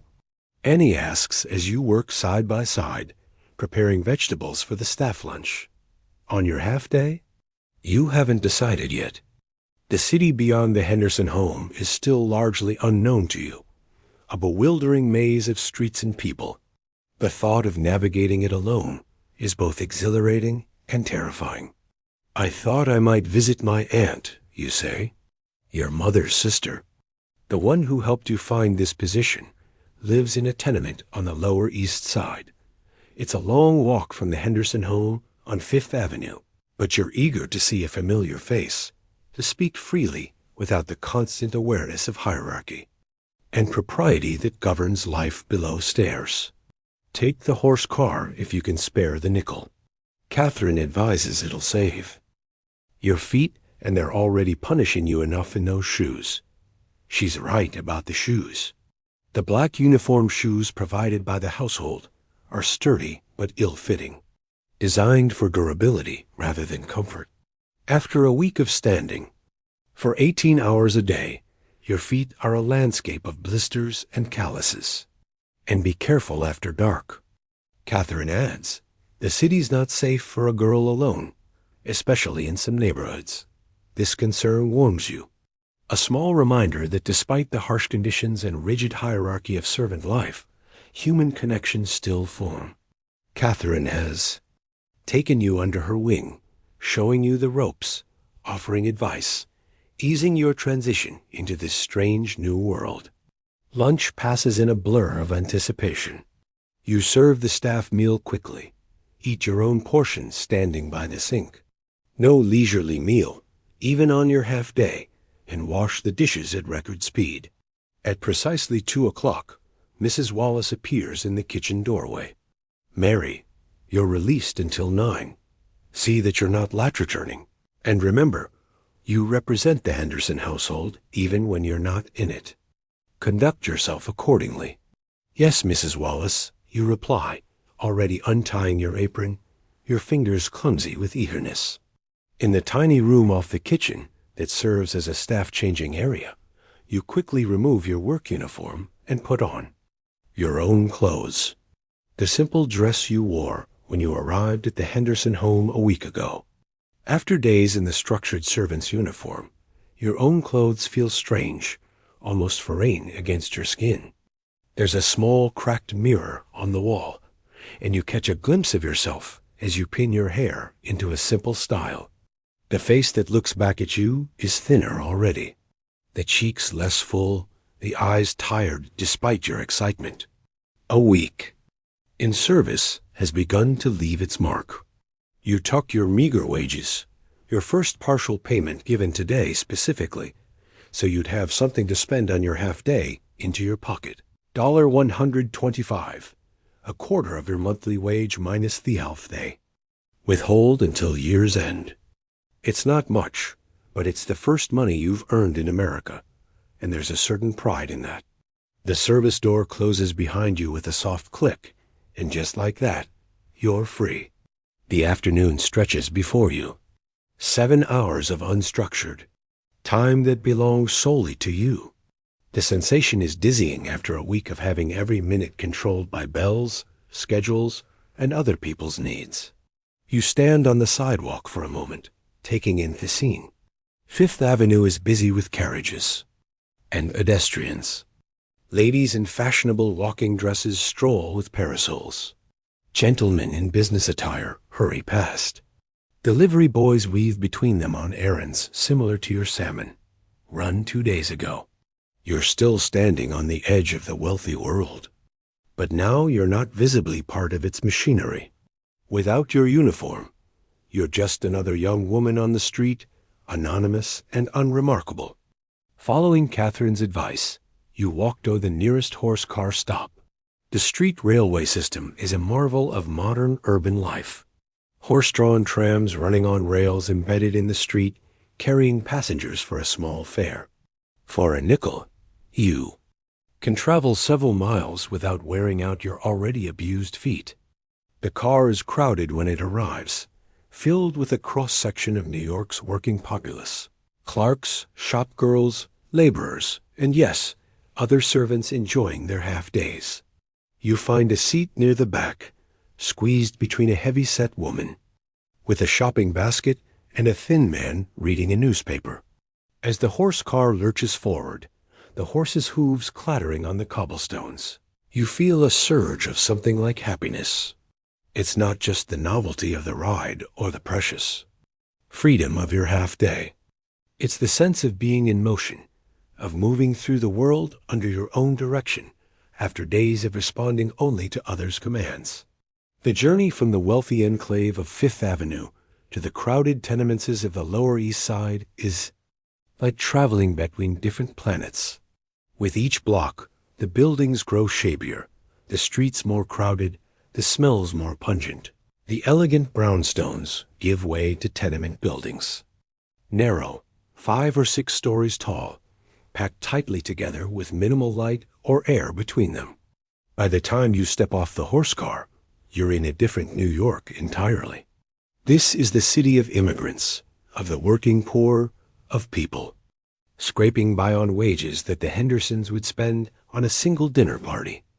The streets teem with life. Push-cart vendors selling everything from apples to old clothes. Children playing in the gutters. Women calling to each other from tenement windows. Men gathered on stoops, drinking and smoking. The languages around. You are a Babel. Italian, Yiddish, German, Polish, Russian, and accented English, all competing in the afternoon air. This is your world more than the rarefied atmosphere of the Henderson home, though you straddle both now in your strange new role. Your aunt's building is on Orchard Street, a narrow tenement with peeling paint and a distinct odor of cabbage and human waste. The stairs cack ominously as you climb to the fourth floor, navigating around children playing on the steps and laundry hung to dry in the dark hallway. When your aunt opens the door to your knock, her face lights up with surprised joy. "Mary, I didn't expect you today. Come in." Come in. The apartment is tiny. One room serving as kitchen, living area, and bedroom for your aunt, uncle, and 2 cousins. It's clean but desperately cramped with a small coal stove for heat and cooking, a table with 4 mismatched chairs, a bed curtained off in one corner, and pallets that will be rolled out at night for the children. But after a week in the Henderson mansion, where you occupied a tiny corner of an enormous house, the apartment feels wonderfully intimate and human. "Look at you," your aunt says, holding you at arm's length, only a week and already thinner. "Are they feeding you at least?" "Yes, plenty," you assure her. "The work is hard, but the food is good." "Sit, sit," she urges, pulling out a chair. "I'll make tea. Tell me everything." So you sit at the scarred wooden table, a luxury after a week of eating, standing up, and tell your aunt about your new life. The early mornings and late nights, the endless dishes, the sore hands and aching back, the chamber pots and coal scuttles, the hierarchy below stairs, Catherine's kindness, Mrs. Collins's exactitude, Mrs. Wallace's stern supervision. Your aunt listens, nodding occasionally, her face a mixture of sympathy and resignation. She worked as a lady's maid herself when she first came to America before meeting your uncle and marrying. She understands the world you're describing. "It's hard to service life," she says as she pours you tea in a chipped cup, "but it's better than the factory. God knows. My friend Bridget's daughter lost 3 fingers in a cutting machine last month, and the hours are worse, if you can believe it. This is the calculus of working-class life in the Gilded Age, weighing one form of exploitation against another, choosing the one that seems least likely to kill or maim you. By those standards, your position with the Hendersons is indeed fortunate. And they're treating you proper," your aunt asks, a concerned crease between her brows. "The master and the son, they're not bothering you." You know what she's asking? Stories of masters or their sons taking advantage of female servants are common enough to be a real concern. Girls in service are vulnerable, their positions dependent on the goodwill of their employers, their bodies accessible in the private spaces of the household. "No, nothing like that," you assure her. "Mr. Henderson barely notices the female staff exists, and Master William is hardly ever home." Relief softens your aunt's face. "Good, good. The agency said they were a respectable family. I wouldn't have sent you there otherwise." The conversation turns to news from home. A letter has arrived from your mother, which your aunt reads to you since. You never learned to read well yourself. The farm is struggling as always, but your younger siblings are healthy. Your mother misses you, but is proud you found work in America. When you're established, perhaps you can help bring your sister over too. The weight of responsibility settles on your shoulders. You're not just working for yourself, but for all of them back home, dependent on the money you can send. Your aunt slips a small package across the table, fresh-baked bread, a tiny patoff jam, and 2 apples. For later, she says, a taste of home. The gift brings unexpected tears to your eyes. After a week of preparing food for others, of serving and clearing, and washing, but never really enjoying, this small offering feels enormous in its thoughtfulness. Time passes too quickly in the warmth of your aunt's kitchen. Before you know it, late afternoon has arrived, and you need to start making your way back if you're to return by 9. You could stay for supper, your aunt offers. Your uncle would love to see how, but you shake your head regretfully. "I can't be late. Not in my first week," she understands. In service, Punctuality isn't just a virtue, it's a requirement. Being late returning from your half-day could cost you your position, and neither of you can afford that. With promises to visit again on your next Thursday off, you take your leave, the small package of food tucked securely in your pocket. The autumn day is fading as you step back onto the street, the shadows lengthening between tenement buildings. Rather than heading directly back, you decide to take a slight detour. Catherine mentioned a settlement house with a reading room, and you'd like to see it for yourself. Your education was minimal. The village school until age 12, and then work. On the farm. But you've always hungered for knowledge, for glimpses of the wider world beyond your immediate experience. The settlement house is on Rivington Street, a substantial building with lights glowing welcomingly in its windows. These institutions, you've learned, are staffed by middle and upper-class reformers who live in poor neighborhoods, providing services and education to immigrants and the working poor. They're a new phenomenon, part of the progressive response to the stark inequalities of the Gilded Age. Inside the reading room is a revelation, clean, well-lit, lined with bookshelves, and furnished with actual comfortable chairs. A few people sit reading newspapers or books, their faces intent in the lamplight. A young woman in a plain but well-made dress approaches you with a smile. Welcome. Is this your first visit to our reading room? You nod, suddenly self-conscious of your simple clothes and rough hands. Please make yourself comfortable. We have newspapers, magazines, and books. If you need help finding anything, just ask. The absence of judgment in her voice, the simple courtesy of her manner, catches you off guard after a week of being at the bottom of the household hierarchy, of being ordered and corrected and critiqued. This treatment as an equal human being is startlingly pleasant. You select a magazine from a nearby table, Harper's Bazaar, with illustrations of fashions you could never afford, and sink into a chair. The simple act of sitting comfortably, of reading for pleasure, of being still without being asleep, feels impossibly luxurious after your week of constant labor. The settlement house also offers classes. You learn from a notice on the wall. Reading and writing for adults, arithmetic, American history and civics, English for non-English speakers, cooking and nutrition, hygiene, and basic medical care. Most are in the evenings or on Sundays, potentially accessible even with your limited time off. The thought of learning, of improving your mind, even as your body serves the Hendersons, plants a small seed of hope. Perhaps service isn't all there. Perhaps there's a future beyond endless dishes and coal scuttles and chamber pots. But the clock on the wall reminds you that your present ivory much defined by those things, and it's time to head back if you're to arrive by 9. With reluctance, you return the magazine to the table and make your way outside. The city has transformed in the darkness.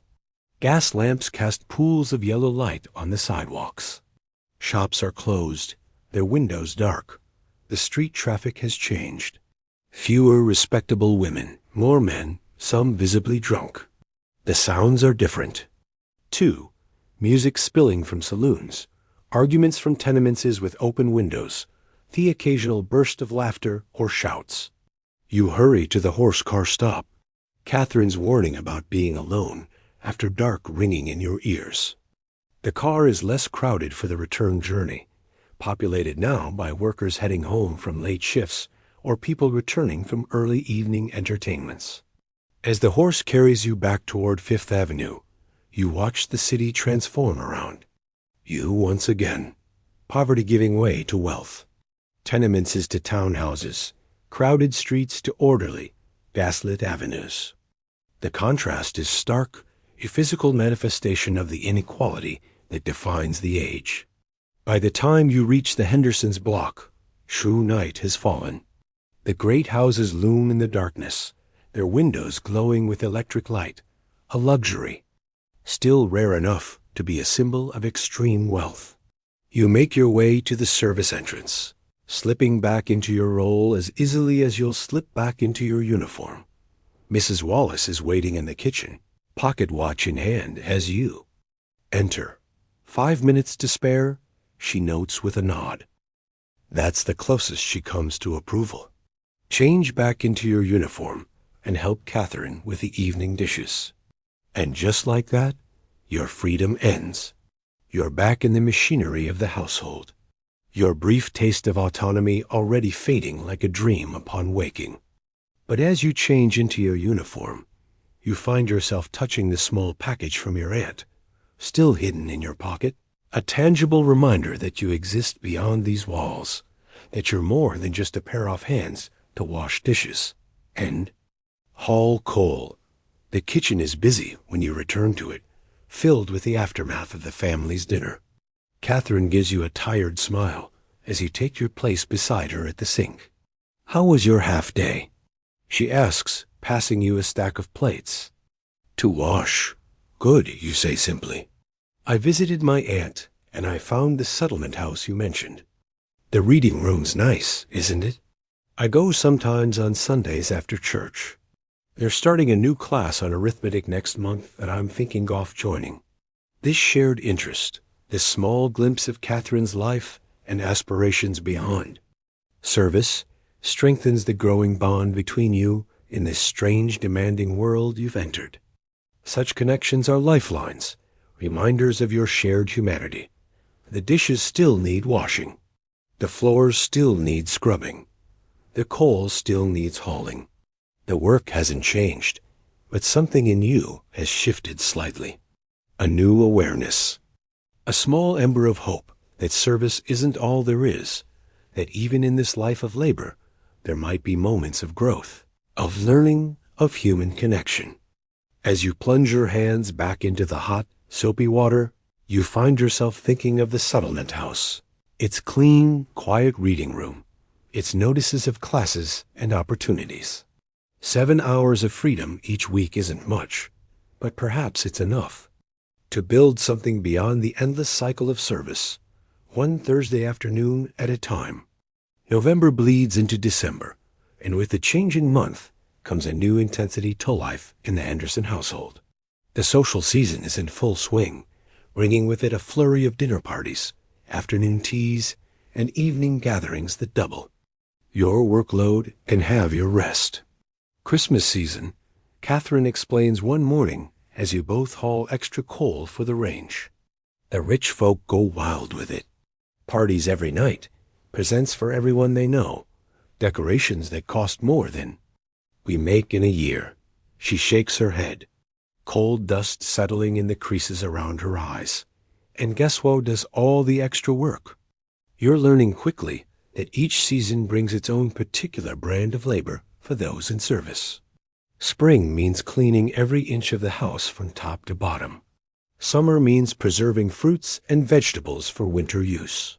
Fall means preparing the house for the social season. And winter, especially December, means an endless parade of social events, each requiring more food, more cleaning, more serving, more washing than the last. The kitchen has become a battlefield of preparation. Mrs. Collins works from before dawn until well after midnight, her face perpetually flushed from the heat of the range, her temper shortened by exhaustion and the constant pressure to create ever more elaborate dishes for the Hendersons entertaining. Mary, those copper pots need polishing again. The heirs are coming for dinner on Friday, and everything must be perfect. The heirs, even you, newcomer that you are, know that name. One of the wealthiest families in America, old money by New York standards, and apparently coming to dine with the Hendersons. The household has been in an uproar since the invitation was accepted. Polishing copper is its own special hell. The pots must first be washed thoroughly, then rubbed with a paste of salt, flour, and vinegar, then polished with a soft cloth until they shine like mirrors. The process leaves your arms aching and your hands raw, the vinegar finding every crack and cut in your skin with vicious precision. But there's no time to nurse your wounds. The Astera dinner is just one of a dozen events planned for December. And preparations for all of them happen simultaneously, creating a chaotic overlay of tasks that never seem to end. I need 4 pounds of chestnuts peeled for the stuffing. Mrs. Collins calls to you as you finish the copper and then help Catherine with the silver. All of it needs polishing. Mr. Peterson's orders. You move from task to task in a daze of exhaustion. Your body on autopilot. Your mind too tired for anything but the most basic functions. December has brought colder temperatures, which means more coal to haul, more fires to tend, more work to keep the massive house warm for its 5 inhabitants. 5 people. 5 people whose comfort requires the labor of 15 servants. The math of inequality has never been clearer to you. As you peel chestnuts until your thumbs blister, you find yourself calculating the cost of it all. The Hendersons spend more on a single dinner party than you'll earn in 2 years of service. The dress Mrs. Henderson will wear to greet the heirs cost enough to feed your entire family in Ireland for a year. The flowers alone for the dining table represent a month of your wages. Stop thinking about it, Catherine advises, noticing your expression as you work side by side. It'll drive you mad if you let it. Just do your job and take your pay. Easier said than done, but she's right. The inequality isn't going to change, no matter how much you dwell on it. Better to focus on surviving, on finding small moments of dignity and humanity within the system you can't escape. The Astor arrives, bringing with it an even greater frenzy of preparation. The entire house must be cleaned to an impossible standard. Every piece of silver, crystal, and fine china must be perfectly polished and arranged. The meal itself involves 12 courses, each more elaborate than the last.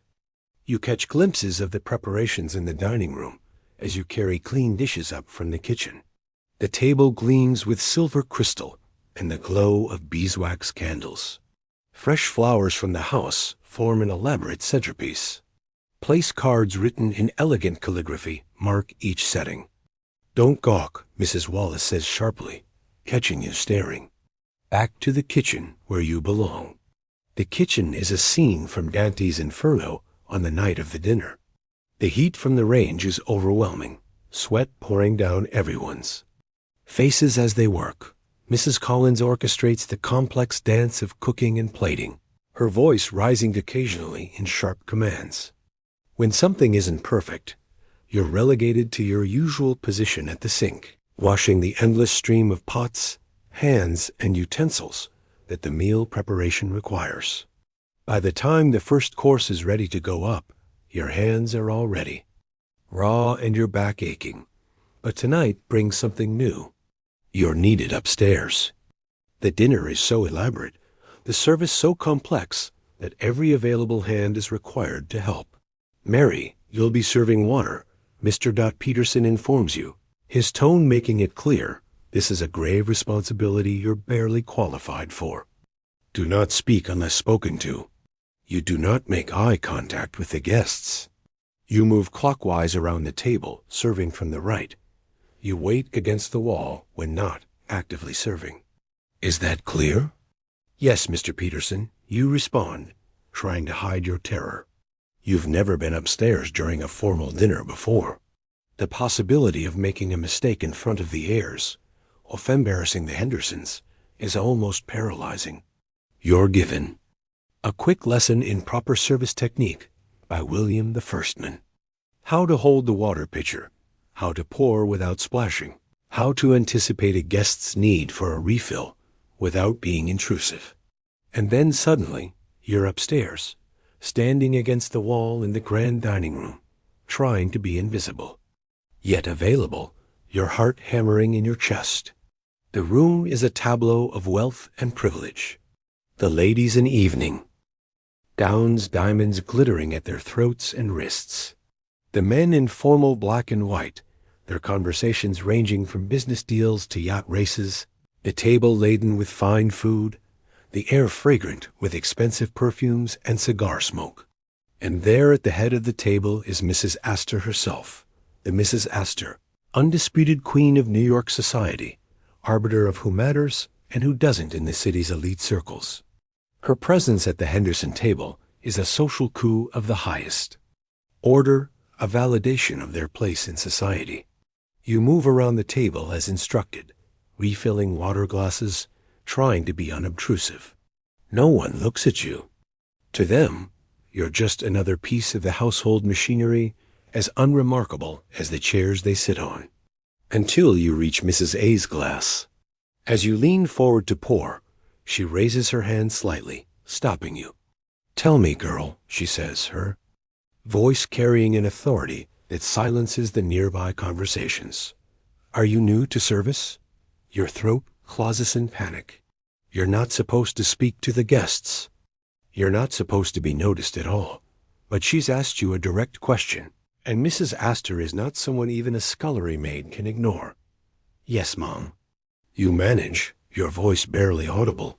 6 weeks? She nods as if confirming something to herself. "I thought so. I could always tell." My advice, stand straighter. You'll last longer in service if you don't ruin your back. And with that, she turns away, rejoining the conversation as if the exchange never happened. You finish pouring her water, your hands shaking slightly, and continue around the table, feeling Mrs. Henderson's eyes burning into your back. Later, in the kitchen between courses, Catherine finds you pressed against the wall, still trembling. "What happened?" she asks, noting your distress.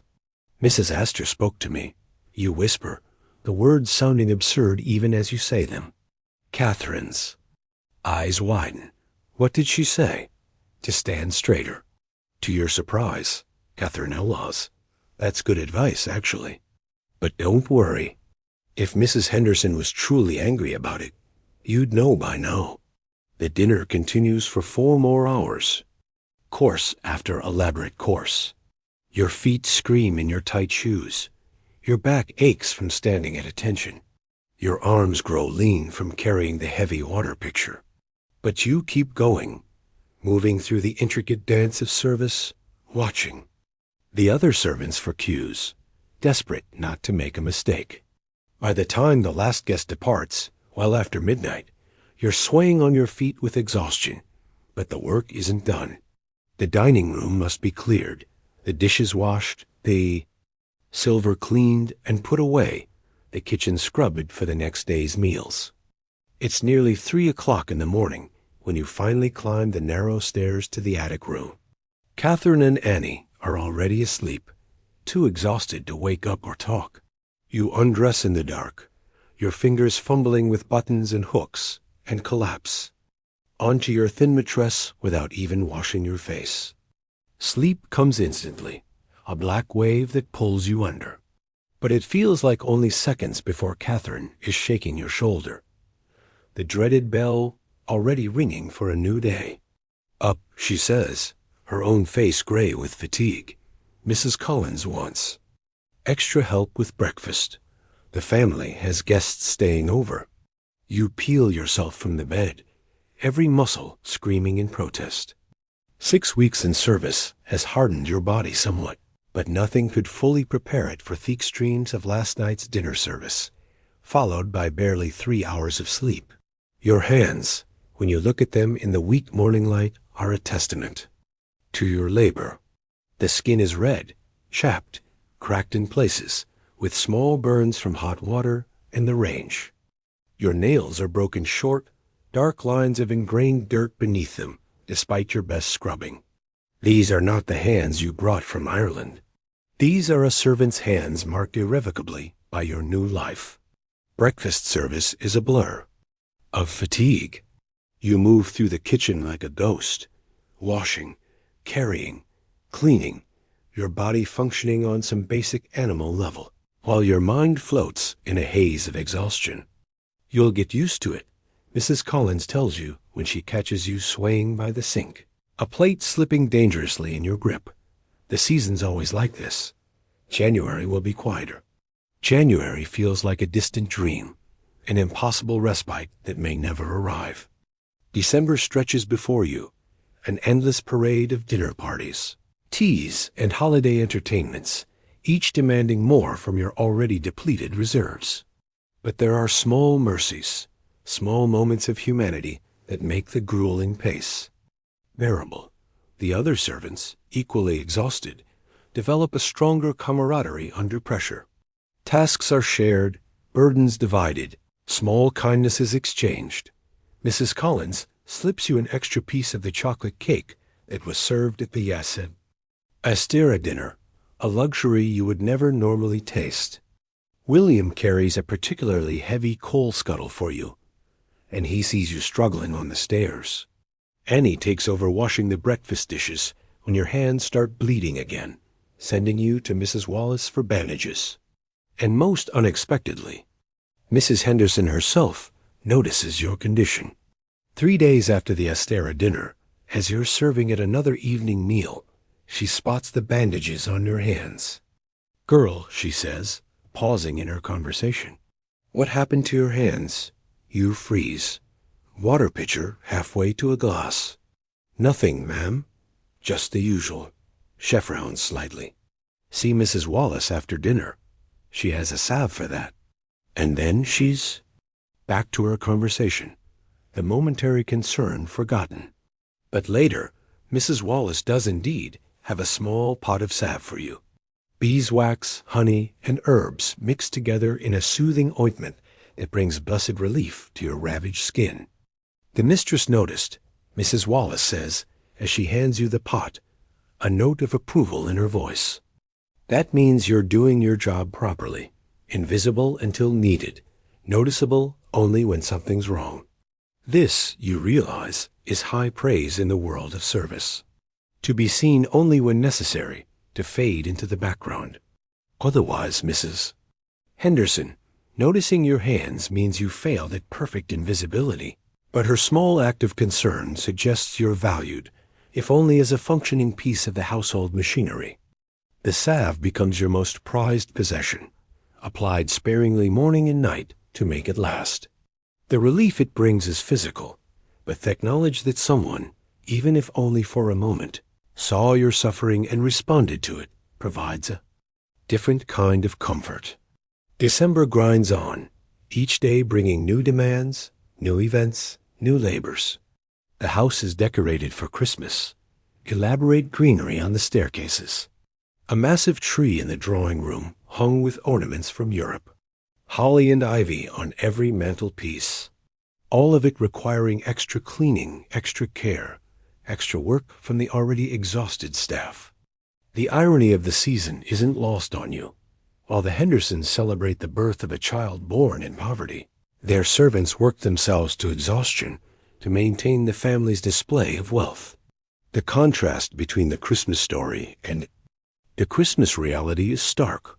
But even in service, even in the relentless pace of the season, there are moments of genuine human connection, of shared experience that transcends the rigid hierarchy of the household. One evening, a rare quiet. One with the family out at the opera, Mrs. Collins allows the kitchen staff to decorate gingerbread cookies for themselves. It's a simple pleasure, but after weeks of preparing elaborate foods you can't eat, the opportunity to create something for your own enjoyment feels like a luxury. Catherine and Annie sit at the kitchen table, icing the cookies with simple patterns, laughing at your clumsy attempts, sampling the results. Mrs. Collins pretends not to notice when you eat more than you decorate. Her usual stern demeanor softened by the season and the rare moment of leisure. "My mother used to make these, you say, the taste of ginger and molasses bringing a sudden sharp memory of home. At Christmas, if there was enough money for the spices, mine too," Catherine says, her eyes distant with remembrance. "We'd hang them on a string by the fire for a few precious minutes. You're not just servants, not just pairs of hands to wash and carry and clean. You're young women sharing memories, connecting through a simple pleasure that bridges the gap between your old lives and your new one. The moment ends too soon. It always does when the bell rings to announce the family's return.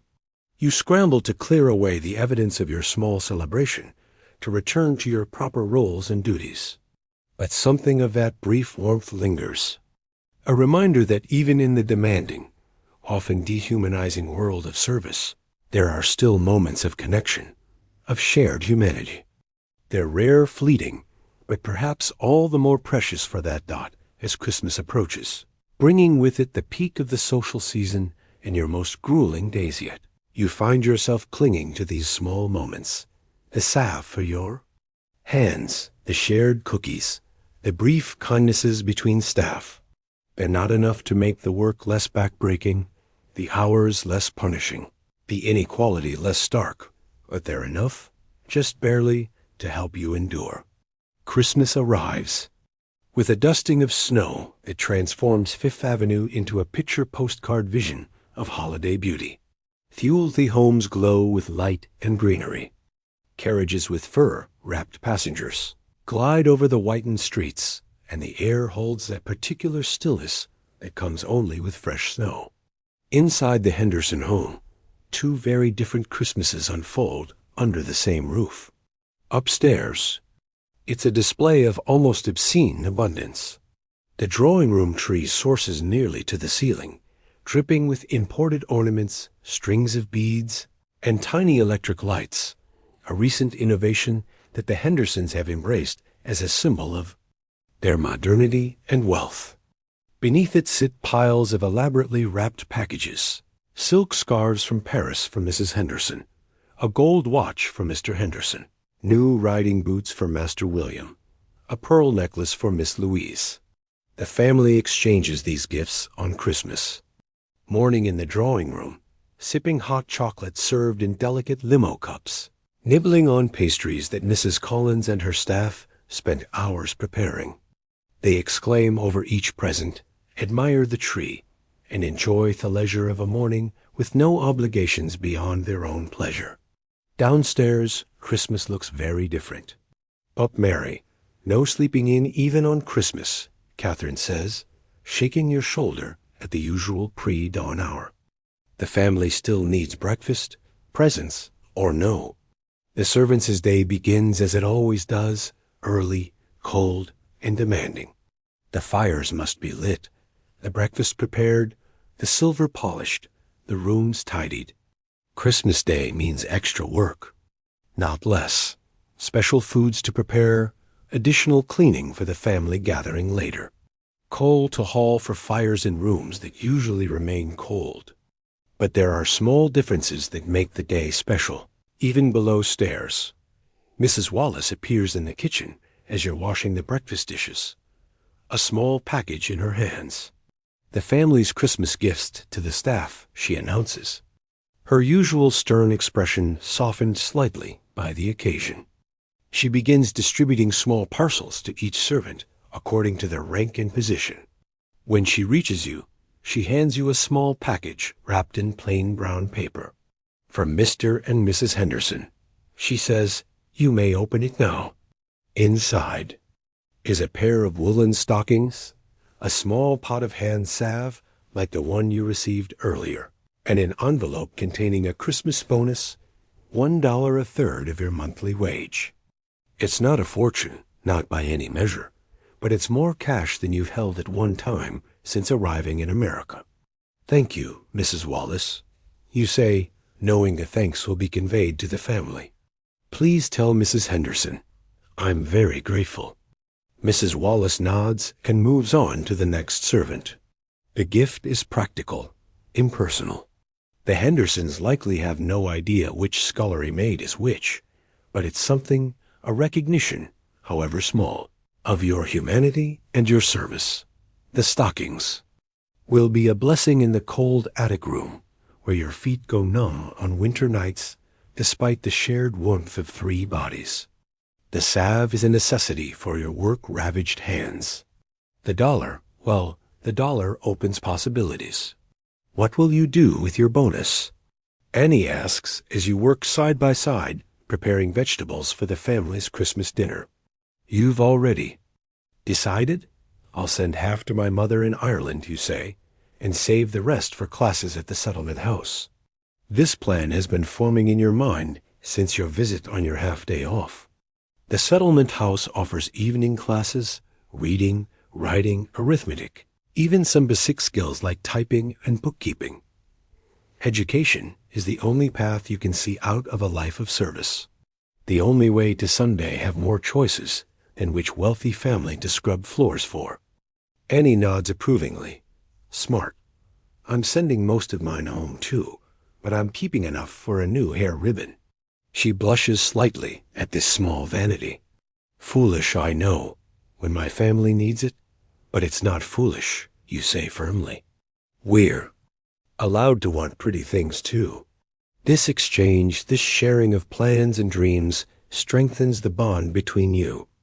After 3 months in the Henderson household, you've developed real friendships with Catherine and Annie.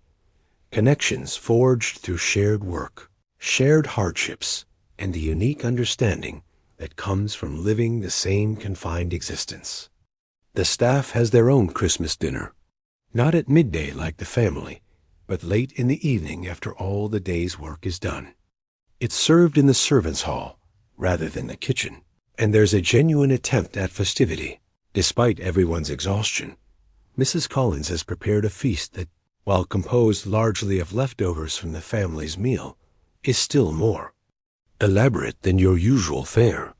Roast goose, what remains after the Hendersons took the choice portions, vegetables, stuffing, minced pies, and even a small plum pudding with hard sauce with Mr. Peterson and unbends enough to allow wine with the meal. Watered, of course, and only 1 glass per person, but still a rare treat. Even Mrs. Wallace seems luster, her perpetual frown softening as she takes her place at the head of the table beside Mr. Peterson.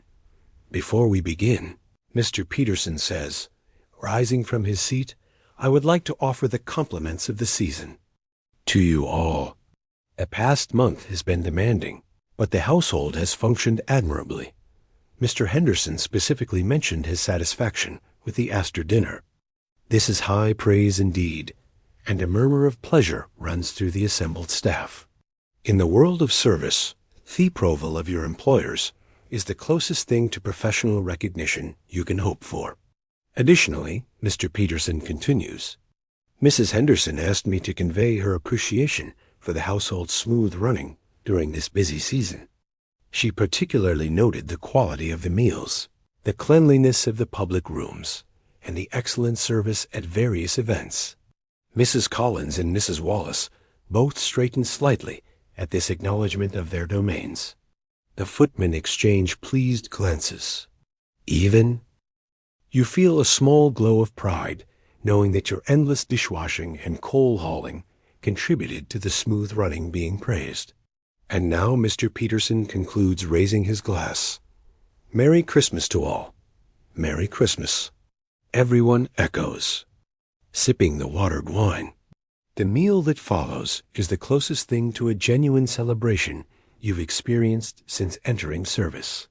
The rigid hierarchy remains, Mr. Peterson and Mrs. Wallace at the head of the table, the upper servants clustered near them, the lower servants including you at the far end, but there's a relaxed quality to the conversation, a shared pleasure in the food and rare leisure. Stories are told, mostly of Christmas disasters narrowly averted in previous years or other households. Mrs. Collins recounts the time a Christmas goose caught fire, filling a house with smoke minutes before guests arrived. William describes a drunken footman who dropped an entire tureen of soup in a dowager's lap during Christmas dinner. Even Mrs. Wallace extracts a tale of a Christmas tree that toppled onto a sleeping dog, sending it howling through a room full of startled guests. These stories, shared with the dark humor particular to those in service, create a sense of community, of shared experience that transcends your individual positions in the household hierarchy. For a few hours, you're not just servants fulfilling functions. You're people with histories, with experiences, with the ability to laugh together at the absurdities of your world. You look around the table as the meal progresses, studying the faces of the people who have become the center of your daily existence. 3 months ago, they were strangers. Now you know them. Their habits, their temperaments, their small kindnesses, and petty tyrannies. They're not family, not exactly, but they're something. A community bound by shared labor in the strange isolated world of service. After the meal, there's another surprise. Small gifts exchanged between the servants themselves. Nothing expensive. Nothing elaborate, but tokens of friendship and solidarity that mean more than their monetary value. Catherine gives you a hand-knitted scarf made from wool scraps in odd moments of leisure for church and your half-days. She says that coat of yours isn't warm enough for a New York winter. You've managed to save enough from your meager wages to buy small gifts as well. A hairpin for Annie, a pocket handkerchief for Catherine, carefully selected from a street vendor on your last half-day off. They're modest offerings, but the genuine pleasure with which they're received warms you more than the watered wine. As the evening draws to a close, someone produces a mouth organ, and they're singing Christmas carols and folk songs from the various homelands represented around the table. Irish ballads that make your throat tight with homesickness. German hymns from Annie.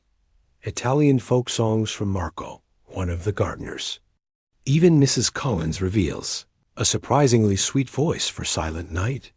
It's past midnight when you finally climb the stairs to the attic room, pleasantly full, slightly fuzzy from the wine, and carrying your small cache of gifts. The room is freezing. No fires are lit in servants' quarters, no matter the temperature. But the new woolen stockings and Catherine's scarf add welcome layers of warmth as you curl under the thin blanket. Sleep comes quickly, dreamless and deep. The best gift of all after weeks of exhaustion. Morning arrives too soon, as always, but there's a gentler quality to the household the day after Christmas. The family sleeps later than usual, giving than usual. Staff a rare extra hour of rest.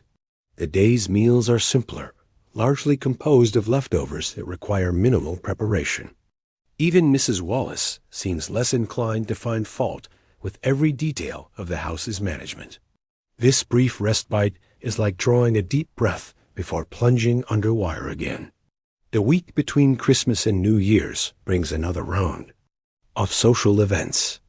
Dinners, a small ball, afternoon teas, each requiring the full effort of the staff. New Year's Eve is particularly demanding. The Hendersons host 20 guests for dinner, followed by dancing, the evening stretching well past midnight. As the wealthy welcome 1886 with champagne and ga. Below stairs, the new year arrives differently. Your elbow deep in dishwater as the clock strikes 12. Catherine beside you polishing silver, both of you swaying with fatigue. There's no champagne, no countdown, just endless cycle of work that pays no heed to calendar pages turning. Happy New Year, Catherine says without pausing in her polishing. May 1886 bring us well something better than this. You laugh. A tired sound with little humor in it. I'll drink to that if I had anything to drink. Next year in a better place. She says an echo of an old Jewish toast she's heard from neighbors in the tenement where she lives on her days off. That's what we should say. Next year in a better place, you repeat. Few words holding a weight of hope and determination that surprises you. 3 months ago, you were focused solely on survival, on adapting to the crushing demands of service. Now, you're beginning to think beyond mere endurance to something else. Improvement, advancement, a future that might include more than endless dishes and coal scuttles. January arrives with brutal cold, transforming the servant experience in new and challenging ways. The temperature in the attic room drops so low that water freezes in the wash basin overnight. Your fingers grow chill, blamed from the constant transition between hot dish water and frigid trips to the coal cellar. Even the kitchen, usually almost unbearably hot, develops cold spots where drafts find their way through the old houses. Bones. But January also brings what Mrs. Collins promised, a relative lull in the social calendar, a slightly less punishing pace. The family still entertains, still requires 3 elaborate meals a day, still generates mountains of dishes and laundry and household dirt. But the frenetic pace of December has eased somewhat, allowing the staff to catch their collective breath. This slight easing creates space for thinking beyond immediate survival, for developing strategies to make service life more bearable in the long term. You begin setting aside a portion of your wages, however small, for the future, not just for classes, but for a nebulous someday that might offer more choices. You're more diligent about applying the salve to your hands, preserving them as best you can against the constant abuse of hot water, harsh soap, and heavy lifting. You find tiny efficiencies in your work that save your strength, conserve your energy for the tasks that matter most. Most importantly, you begin to see service not as your destiny, but as your present circumstance. Difficult, demanding, often dehumanizing, but not necessarily permanent. There are other paths, other possibilities, if you can endure long enough to reach them. This perspective doesn't make the work easier, doesn't make the days shorter, or the hierarchy less rigid, but it creates a small vital space of hope in the otherwise confined existence of a scullery maid in America's Gilded Age. As January deepens, bringing snowstorms that howl around the eaves of the Henderson mansion, you find yourself becoming more strategic, more deliberate in your approach to service life. You're no longer simply reacting to each crisis, each demand, each bell. You're beginning to navigate the complex ecosystem of the household with greater skill and foresight. You learn which tasks Mrs. Collins prioritizes and which can be done more quickly without complaint. You discover that Mrs. Wallace inspects certain rooms more thoroughly than others and allocate your cleaning efforts accordingly. You figure out which family members are most likely to create extra work and prepare for their demands in advance. These aren't grand rebellions or dramatic. Stands for dignity. They're small practical adaptations that make survival possible, that preserve some tiny measure of autonomy within a system designed to eliminate it entirely. And in these small adaptations, these minor adjustments, you begin to carve out a self that exists beyond your function as a pair of hands to wash dishes and haul coal. A self that can endure, can learn, can hope for something beyond endless service in the shadow of the unimaginably wealthy. Winter in New York is endless, or so it seems, when you're hauling coal before dawn in February. Got your fingers numb despite the thin gloves you've managed to buy with your savings. Your breath clouding in the frigid air as you struggle with the heavy scuttle. But even the harshest winter eventually yields to spring. By March, there's a subtle shift in the light, a tentative warmth in the occasional sunny afternoon, the first brave crocuses pushing through the soil in the small garden behind the Henderson home. Spring brings its own particular challenges to the servant world. The family emerges from their winter cocoon, creating new demands and schedules. Mrs. Henderson throws herself into her social causes again, hosting committee meetings for various charities. Miss Louise becomes consumed with preparations for her summer travel plans. Mr. Henderson spends more time at his club, returning late and requiring meals at odd hours. And then there's spring cleaning, a ritual of the wealthy household that makes your regular cleaning look like child's play. Everything comes out, Catherine explains grimly one March morning as Mrs. Wallace outlines the spring cleaning schedule to the assembled staff. Every rug beaten, every curtain washed, every piece of furniture polished, every floor scrubbed, every ceiling dusted. It's like cleaning the entire house from scratch. Spring cleaning in a mansion the size of the Hendersons is a military campaign. A full-scale assault on every speck of dust, every smudge, every sign that the house is lived in rather than a museum piece. The staff is organized into specialized teams, each assigned to particular tasks and rooms. Additional workers are brought in from agencies, day women to help with the heavier labor, specialized cleaners for the more valuable items. You're assigned to the kitchen team responsible for the most thorough cleaning that space has seen since you arrived. Everything is removed. Pots, pans, dishes, utensils, foodstuffs, even the smaller pieces of equipment. The range is taken apart as much as possible. Its parts scrub-free of months of accumulated grease and soot. The floors are scrubbed with lye soap so strong it makes your eyes water. The walls are washed down, the windows polished until they sparkle. It's back-breaking work, harder even than your usual daily labor. But there's a strange satisfaction in seeing the transformation. The kitchen, your domain, your battlefield, emerges fresh and clean, ready for another year of meals and service. The spring cleaning takes over 2 weeks. The household in a constant state of disruption. The family dines out more frequently to avoid the chaos, but their absence doesn't reduce the workload. If anything, it increases it, giving the staff more time to pull everything apart and put it back together again. By the time it's finished, you're exhausted in a new and profound way. Your usual work taxes your body. The spring cleaning has taxed your very soul. But there's a sense of accomplishment, of having endured yet another ritual of service, of being a little more experienced, a little more competent in your strange new world. A spring advances, bringing actual warmth and longer days. A small but significant change comes to your life.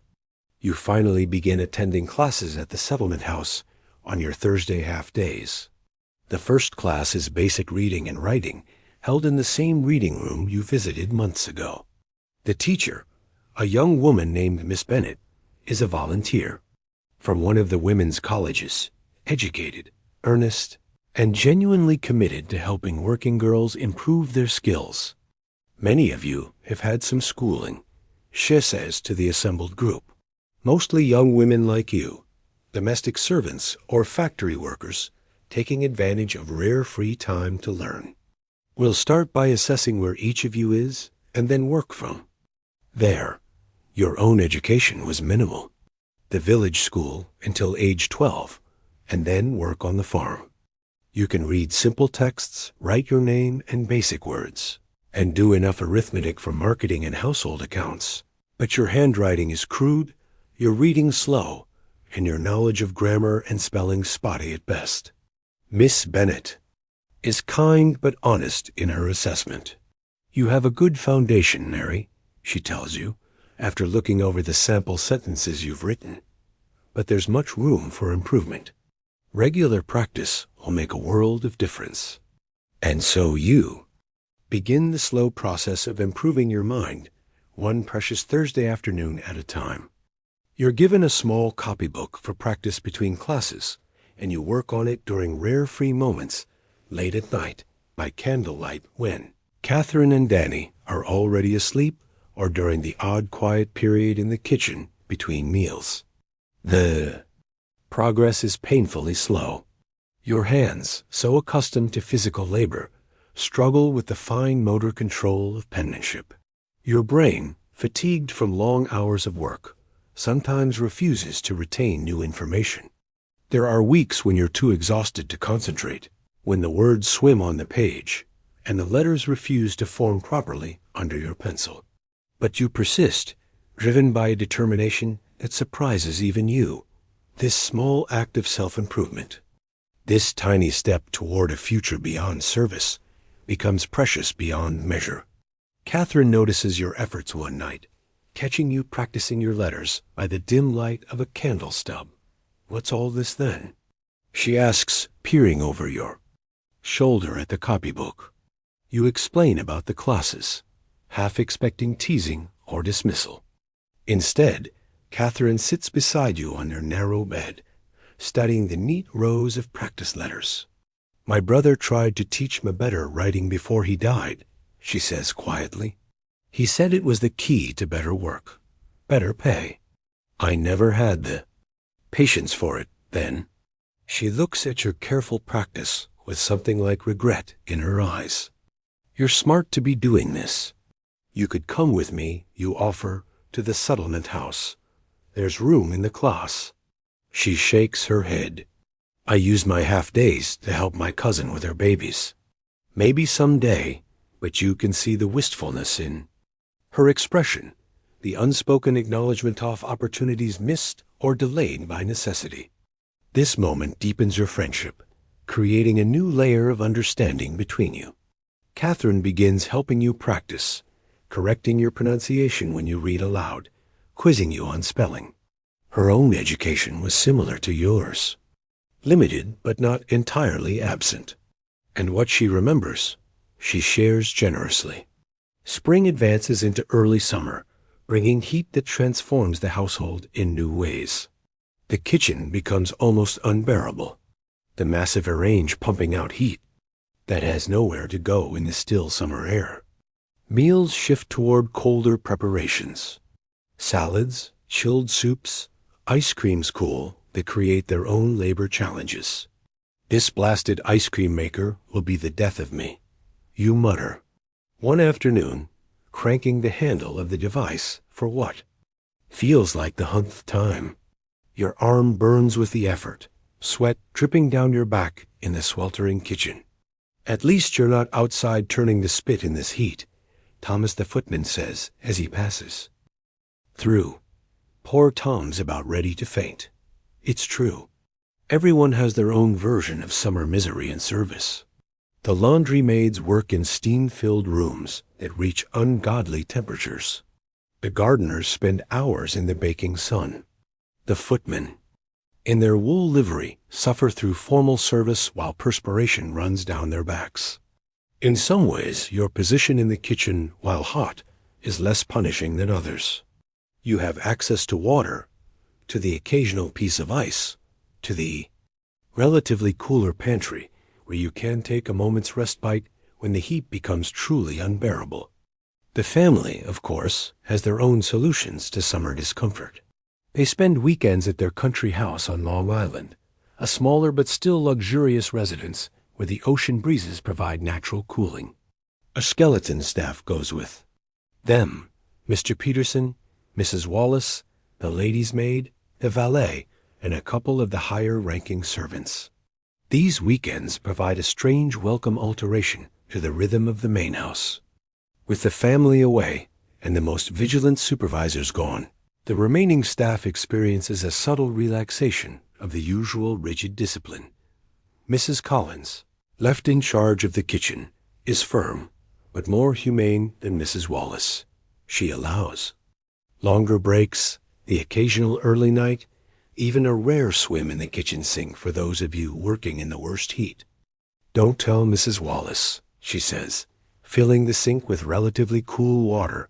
One particularly brutal July afternoon, but there's no sense in you girls fainting from the heat. Take turns, 5 minutes each, and then back to work.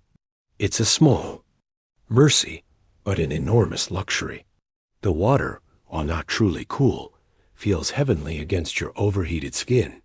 5 minutes of relief in a day of suffering. A gift you'd never have received with the full household present. These summer weekends create space for other small pleasures, too. With fewer people to cook for, meals are simpler, workload slightly reduced. There's time for actual conversation at staff meals, for sharing stories and jokes, for being people rather than just functions. You learn more about your fellow servants during these quieter times. Thomas, the second footman, is sending money home to his widowed mother in Boston. Annie's younger sister is saving to join her in America. Mrs. Collins began as a scullery maid herself, working her way up through kitchen positions to her current role over 20 years of service. These personal histories, these glimpses behind the uniform and function, create a richer understanding of the people who share your strange, confined world. Not family, not quite friends in the normal sense, but a community bound by shared experience and the peculiar intimacy of service life. Summer also brings a health crisis to the household, not among the family, but below stairs, where crowded conditions and exhaustion make illness a constant threat. It begins with Annie, who develops a cough that steadily worsens over several days. In the normal course of service, minor illnesses are ignored. There's no time for sickness, no accommodation for recovery. You work unless you're physically unable to stand. Annie follows this unwritten rule, continuing her duties despite her increasingly alarming cough and the flush of fever that colors her cheeks. By the third day, she's visibly struggling, swaying on her feet as she helps prepare vegetables, her breath coming in ragged gasps between coughing fits. She needs to rest, you tell Catherine worriedly, as Annie shuffles past, a handkerchief pressed to her mouth. She's getting worse. Catherine nods, her face grim. I'll speak to Mrs. Collins, but you know how it is. Unless she's dying, they'll expect her to work. This harsh reality that servants' health is secondary to the household's needs is one of the cruelest aspects of service life. Human bodies are just another resource to be used until they break. But Mrs. Collins, for all her exacting standards and quick temper, has apractical humanity that sometimes surfaces in crisis. When Catherine approaches her about Annie, she takes one look at the girl's flushed face and labored breathing and makes a decision. Bed, she says firmly. Now, before Mrs. Wallace returns, and countermands me, Annie is too ill to protest, which is itself alarming. You and Catherine help her up the narrow stairs to the attic room, where she collapses onto her bed, her body shaking with fever and coughing. We need to cool her down, Catherine says, her voice steady, but her eyes worried. And someone should sit with her. She shouldn't be alone. Thus begins a quiet, unauthorized nursing rotation, with Mrs. Wallace away for the weekend. You, Catherine, and some of the other female staff take turns sitting with Annie, bringing cool cloths for her forehead, water for her parched throat, and extra blankets when the fever gives way to chills. It's technically against the rules. Time spent nursing Annie is time not spent on assigned duties, but Mrs. Collins turns a blind eye, redistributing tasks to cover the gaps, allowing the informal care to continue as long as all essential work is completed. Don't think this would happen if the family was in residence. She warns you when she catches you preparing a tray of weak tea and toast for Annie. This is only possible because it's a quiet weekend. You understand the unspoken message. Human. Compassion is a luxury that the service life rarely allows. It exists in the margins in the brief spaces when the machinery of the household has a moment to acknowledge the humanity of its components. Annie's illness, later determined to be bronchitis, not the tuberculosis you all secretly feared, brings the attic room's conditions into sharp focus. The space is poorly ventilated, alternating between freezing in winter and stifling in summer. 3 young women share air, germs, and the accumulated fatigue of endless work in a space designed for storage, not human habitation. We should open the window more, Catherine says, as you both watch Annie's fitful sleep, even in winter. Better to be cold than sick like this. This small resolution to prioritize air over warmth is itself a tiny rebellion. A choice to value health over immediate comfort, long-term survival over short-term endurance. By Monday, when the family returns and Mrs. Wallace resumes her vigilant management of the household, Annie is improved enough to return to limited duties. The informal nursing rotation ends. The brief period of communal caregiving way to the normal routine of service. But something has shifted in your understanding of your position and possibilities. The crisis revealed both the vulnerability of servants in the system and the potential for mutual support within it. You saw how quickly health could collapse under the relentless demands of service, but also how small acts of care and solidarity could create a safety net, however fragile. As summer reaches its peak, bringing August heat that makes the entire city feel like an oven, you find yourself taking stock of your first year in service. You arrived in September, a frightened Irish, Girl with no experience and few skills beyond basic farm work and cooking. Now, 10 months later, you're a seasoned scullery maid with hardened hands, a stronger back, and a clearer understanding of the world you've entered. You've endured the physical demands, the endless dishes, the heavy coal scuttles, the chamber, pots, the scrubbing and hauling and carrying. Your body has adapted, growing stronger in some ways, more damaged in others. You've navigated the social complexity of the servant hierarchy, learning your place, understanding the unwritten rules, finding ways to maintain dignity within a system designed to strip it away. You've begun to build a future beyond mere survival, attending classes when possible, saving tiny amounts from your meager wages, developing skills that might someday lead to better positions or different work entirely. And perhaps most importantly, you formed connections with Catherine, your mentor and friend, with Annie, your fellow scullery maid, with Mrs. Collins, whose gruff exterior sometimes parts to reveal unexpected humanity, even with the Henderson family and the strange distant way that servants connect with their employers. These connections, these human bonds in an often dehumanizing environment, have made the brutal reality of service life endurable. Not pleasant, not fair, not just, but endurable. And in the harsh conditions of domestic service in the Gilded Age, that endurance is itself a form of victory. One evening in late August, as you're finishing the dinner dishes, Catherine appears beside you, her expression unusually animated. "I heard something today," she says quietly, glancing around to ensure no one else is within earshot. "Mrs. Henderson's lady's maid is leaving, getting married next month. There'll be an opening. The implications are clear immediately. Lady's maid is one of the highest female positions in the household.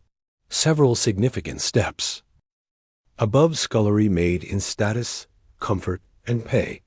They'll never consider me, you say automatically. I've only been here a year, and I'm still just washing dishes." Catherine shakes her head. "Don't be so sure. Mrs. Wallace was talking to Mrs. Collins about potential replacements. Your name came up. Mine? You nearly dropped the plate you're washing. Why would they consider me?" Mrs. Henderson noticed your improved reading and writing. Apparently, you addressed some envelopes for Mrs. Collins last week, and the mistress commented on your handwriting. Catherine grins at your shocked expression. "See, those classes are already paying off. The possibility unfurls in your mind. A position with better pay, better conditions, more status. A tiny step up the long ladder from the very bottom of the servant world. A chance at something beyond endless dishes and coal scuttles. It's not certain," Catherine cautions, seeing the hope in your eyes. "There are others being considered, but it's possible." Possible. The word echoes in your mindas. You finish the dishes. As you scrub the kitchen floor, as you climb the narrow stairs to the attic room, possible. A future different from your present. A life that might include more than mere survival. That night, lying in your narrow bed, listening to Annie's still raspy breathing and Catherine's soft snores, you allow yourself to imagine not some grand escape from service. You're too practical for such fantasies, but a gradual improvement, a slow ascent from the basement of society. Perhaps lady's maid, perhaps someday housekeeper, perhaps even with enough education and savings. A small shop of your own, a room you don't share, a life defined by more than bells and other people's needs. It's a modest dream by most standards. But in the context of your limited options, your constrained reality, it's revolutionary. The simple belief that tomorrow might be better than today, that your life might be more than an endless repetition of the same backbreaking labor until your body gives out. This small hope, this tiny flame of possibility, is perhaps the most precious thing you've gained in your year of service. Not just the knowledge of how to survive, but the belief that survival itself might someday give way to something more. September marks your 1-year anniversary in the Henderson household. One full turn of the seasons as a domestic servant in America's Gilded Age. 365 days of rising before dawn, working until exhaustion, and falling into bed only to do it all again hours later. You've lasted longer than most, Thomas Footman tells you with a hint of genuine respect in his voice. Half the scullery maids don't make it 6 months. It's a milestone that passes unmarked by the family, unacknowledged officially by the upper servants. But below stairs, among your peers, there's a quiet recognition. Catherine brings you a ribbon she saved from a package. Annie shares half an orange she received from the cook. Mrs. Collins allows you to take an extra piece of bread with your dinner. Small gestures, tiny acknowledgments of your endurance, your integration into the peculiar society of service. But the true marker of your year's transformation is the possibility Catherine mentioned, the lady's maid position.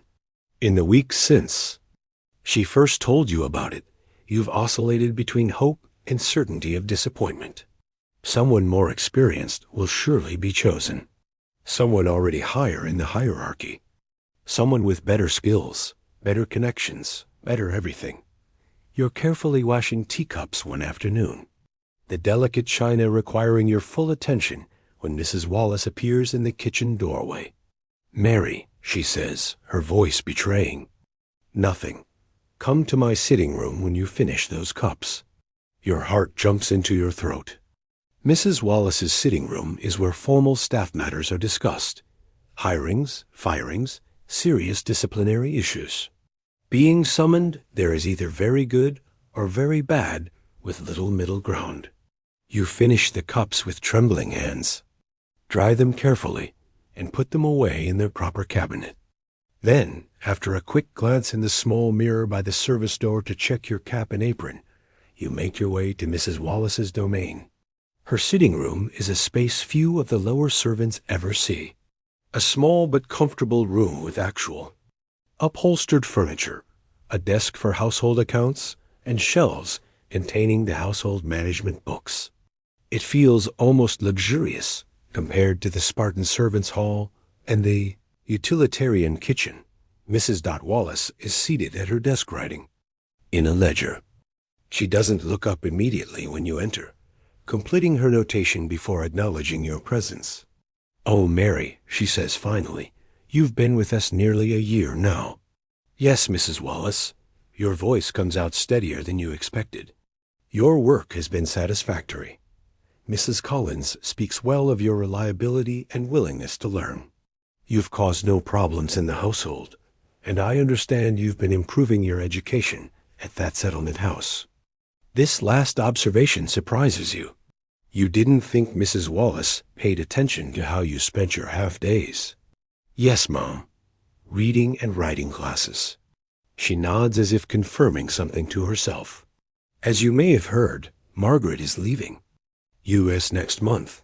Her position will need to be filled." Your breath catches. So, Catherine's information was correct. The lady's maid position is indeed opening. "Normally," Mrs. Wallace continues, "we would bring in someone experienced from outside, or promote a housemaid with more seniority. But Mrs. Henderson has expressed a preference for promoting from within when possible, and your improved handwriting has been noticed." She pauses, studying your face. "You are obviously not qualified to step directly into a lady's maid position. The skills required, hairdressing, mending fine clothing, caring for jewelry, are beyond your current abilities." Your heart sinks. Of course, it was foolish to hope. However, Mrs. Wallace continues, Mrs. Henderson has approved a partial promotion. You will move from scullery maid to between maid, assisting both in the kitchen and upstairs with lighter housekeeping duties. And you will begin training under Margaret for her duties before she leaves, with the understanding that if you show aptitude, you may eventually advance to lady's maid or similar position. The words take a moment to penetrate. Not a full promotion, but a step up, a significant step up from the absolute bottom of the hierarchy, an acknowledgement of potential, of possible advancement. This will mean an increase in wages to $5 monthly, with the same arrangement for room and board. Mrs. Wallace adds, "You will still share the attic room with Catherine and Annie, but your duties will be more varied and somewhat less physically demanding. $5 a month, nearly double your current wage." A math races through your head. More to send home, more to save, more for classes. "Thank you, Mrs. Wallace," you manage to say. "I'm very grateful for the opportunity." She nods briskly. "You'll begin your nudities next week. Margaret will start showing you the basics of ladies' maid work in the evenings after your regular duties are complete. I suggest you use your next half day to purchase a better dress for when you attend. Mrs. Henderson, your current Sunday dress won't do." And with that, you're dismissed, your head spinning with the implications of this unexpected change in fortune. Catherine is waiting anxiously in the hallway when you emerge from Mrs. Wallace's sitting room. Well, Sheedman's in a whisper. "What did she say?" You pull her into the small linen closet nearby, the only place you can speak privately. "Between maid," you whisper back. You end training with Margaret with the possibility of advancing to lady's maid eventually. Catherine's face lights up. "Mary, that's wonderful. Between maid is still hard work, but it's a real step up. No more chamber pots, no more coal scuttles, and learning lady's maid skills. That could take you anywhere." She hugs you impulsively, a rare physical expression of affection in the often reserved world of service. You hug her back, your own emotions. A tangle of excitement, disbelief, and a strange sadness at the thought of leaving the kitchen where you've worked beside her for a year. "I'll miss working with you all day," you admit. "You'll still live with us," she reminds you, "and we'll see each other at meals. Besides, I might not be in the kitchen forever either. Mrs. Collins hinted I might train as a parliament if me knees hold out." This possibility that you might both advance, might both find slightly better positions within the confined world of service, adds to your sense of cautious hope. Not an escape from service, not a radical change in circumstances, but small incremental improvements, steps up from the absolute bottom. The news spreads quickly below stairs, where little remains secret for long. Their reactions vary. Annie is genuinely happy for you. Mrs. Collins offers gruff congratulations. Thomas the footman gives you a respectful nod. Some of the housemaids seem resentful, having been passed over for the potential advancement themselves. But the most surprising reaction comes from Margaret, the departing lady's maid. When you report to her that evening for your first training session, her welcome is unexpectedly warm. "I recommended you, you know," she says as she shows you into Mrs. Henderson's dressing room, a space you've never entered before. "I saw your work with those envelopes. Such neat handwriting for someone with so little schooling. And Mrs. Collins said you were quick to learn. That's what a lady's maid needs most, the ability to learn quickly and adapt." The dressing room is a revelation, a space larger than the entire attic room you share with two others, dedicated solely to Mrs. Henderson's clothing and personal items. Wardrobes line one wall filled with dresses, walking costumes, evening gowns. A vanity table holds silver brushes, crystal perfume bottles, and jewelry cases. A full-length mirror in an ornate frame stands in one corner. "First lesson, Margaret?" says, opening one of the wardrobes, understanding fabrics. You need to know how to clean and press everything from the finest silk to wool to cotton, each with different requirements. A single mistake can ruin a dress worth more than you'll earn in 2 years. The training begins that night and continues in snatched moments over the following days. Evenings after your regular duties, early mornings before the household wakes, brief periods when both you and Margaret are free from immediate tasks. She shows you how to mend nearly invisibly, how to press delicate fabrics without scorching, how to arrange hair in the current styles, how to clean jewelry without damaging it. Your hands calloused and roughened by a year of dishwater and scrubbing, must now learn a different kind of dexterity, a gentler touch. Your hands are your tools, Margaret tells you, examining your damaged fingers critically. You must take better care of them now. No lady wants rough hand-stouching her hair or skin. She gives you a small pot of her own hand cream, a luxury far beyond the simple salve you've been using. Apply it every night and whenever you can during the day. Wear gloves for rough work. It will take time, but they'll improve. This mentorship, this deliberate passing of knowledge from one servant to another, creates a bond between you and Margaret that transcends the usual hierarchical relationships below stairs.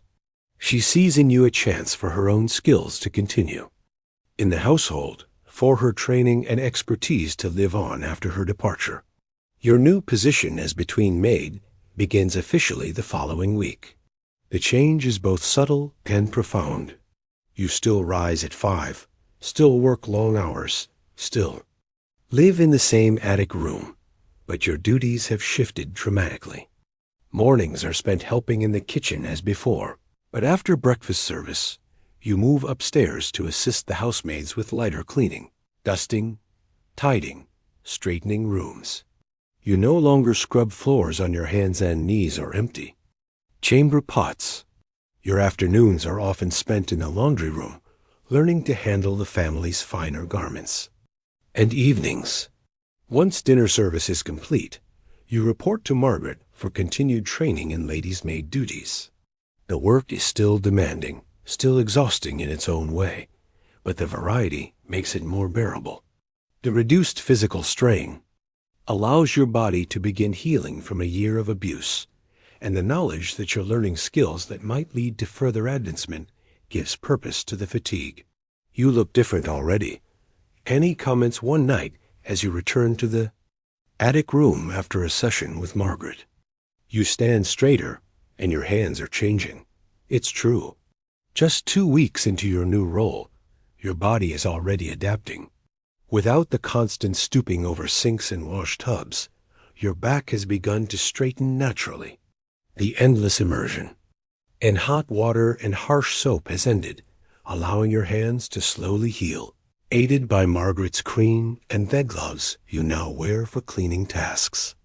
Even your mind feels different, stretched by new learning, engaged by varied tasks, no longer numbed by the repetitive drudgery of scullery work.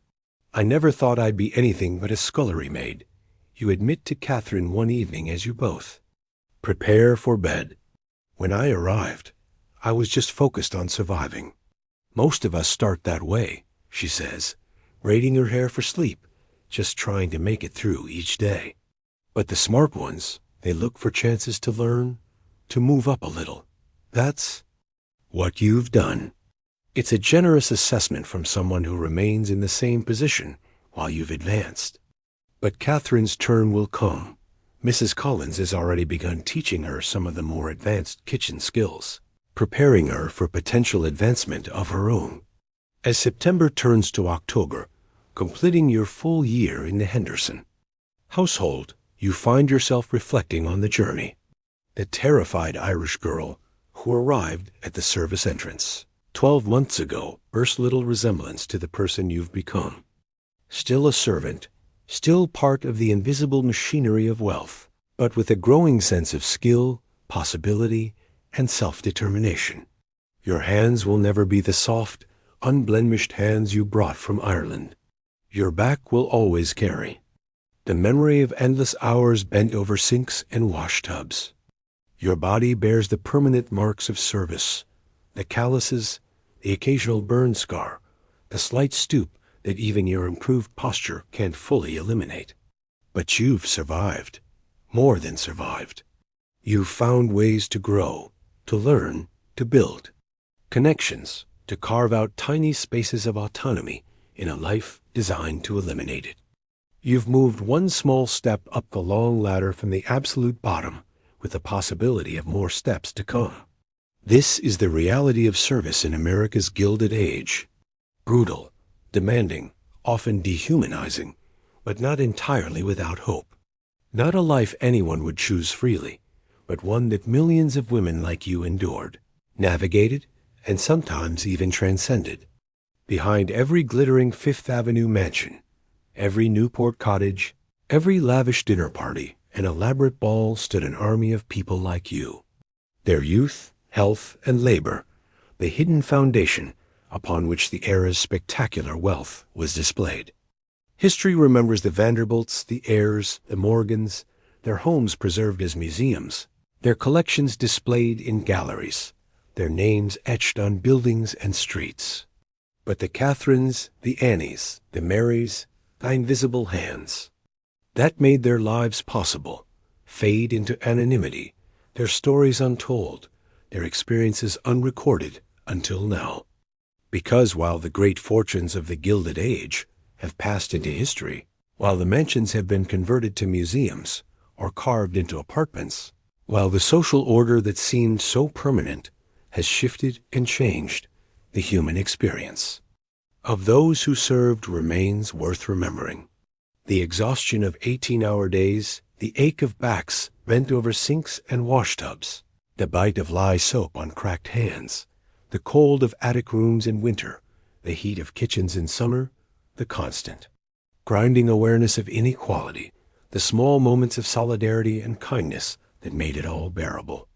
This was the reality for millions of women whose names don't appear in history books, whose lives were spent making others comfortable, whose stories deserve to be told. As you drift towards sleep in your warm, comfortable bed tonight, so different from the narrow cot in that cold attic room, perhaps spare a thought for Mary and Catherine and Annie, for the invisible army of servants whose labor created the illusion of effortless luxury, for the human machinery behind the glittering facade of wealth. Their reality was harsh, their options limited, their labor exploited. But their humanity, their dignity, their quiet resistance to complete erasure reminds us that behind every grand historical narrative are countless untold stories of endurance, of adaptation, of the fundamental human drive to find meaning and connection, even in the most confined circumstances. And as you sink deeper into your mattress, feeling the soft weight of your blanket, the gentle support of your pillow, remember that your comfort, like the comfort of the Gilded Age elite, is built on the labor of others. Unseen hands sewed your sheets, assembled your bed, built your home. The inequality may be less stark, the conditions less harsh, but the fundamental relationship remains. Comfort for some requires work from others. The question is not whether this relationship exists, but whether we acknowledge it, whether we see the humanity in those whose labor supports our lives. This awareness, this recognition of shared humanity across divides of class and circumstance, is perhaps the most valuable legacy we can draw from Mary's story, from the untold experiences of millions like her. Now, as your breathing slows and your thoughts begin to drift, let yourself rest. Truly rest in the knowledge that you've glimpsed a forgotten world, touched the lives of those history often overlooks, and perhaps gained a deeper appreciation for both how far we've come and how much remains unchanged. Sleep well in your warm bed, in your private room, in your world of choices and possibilities that Mary could only dream.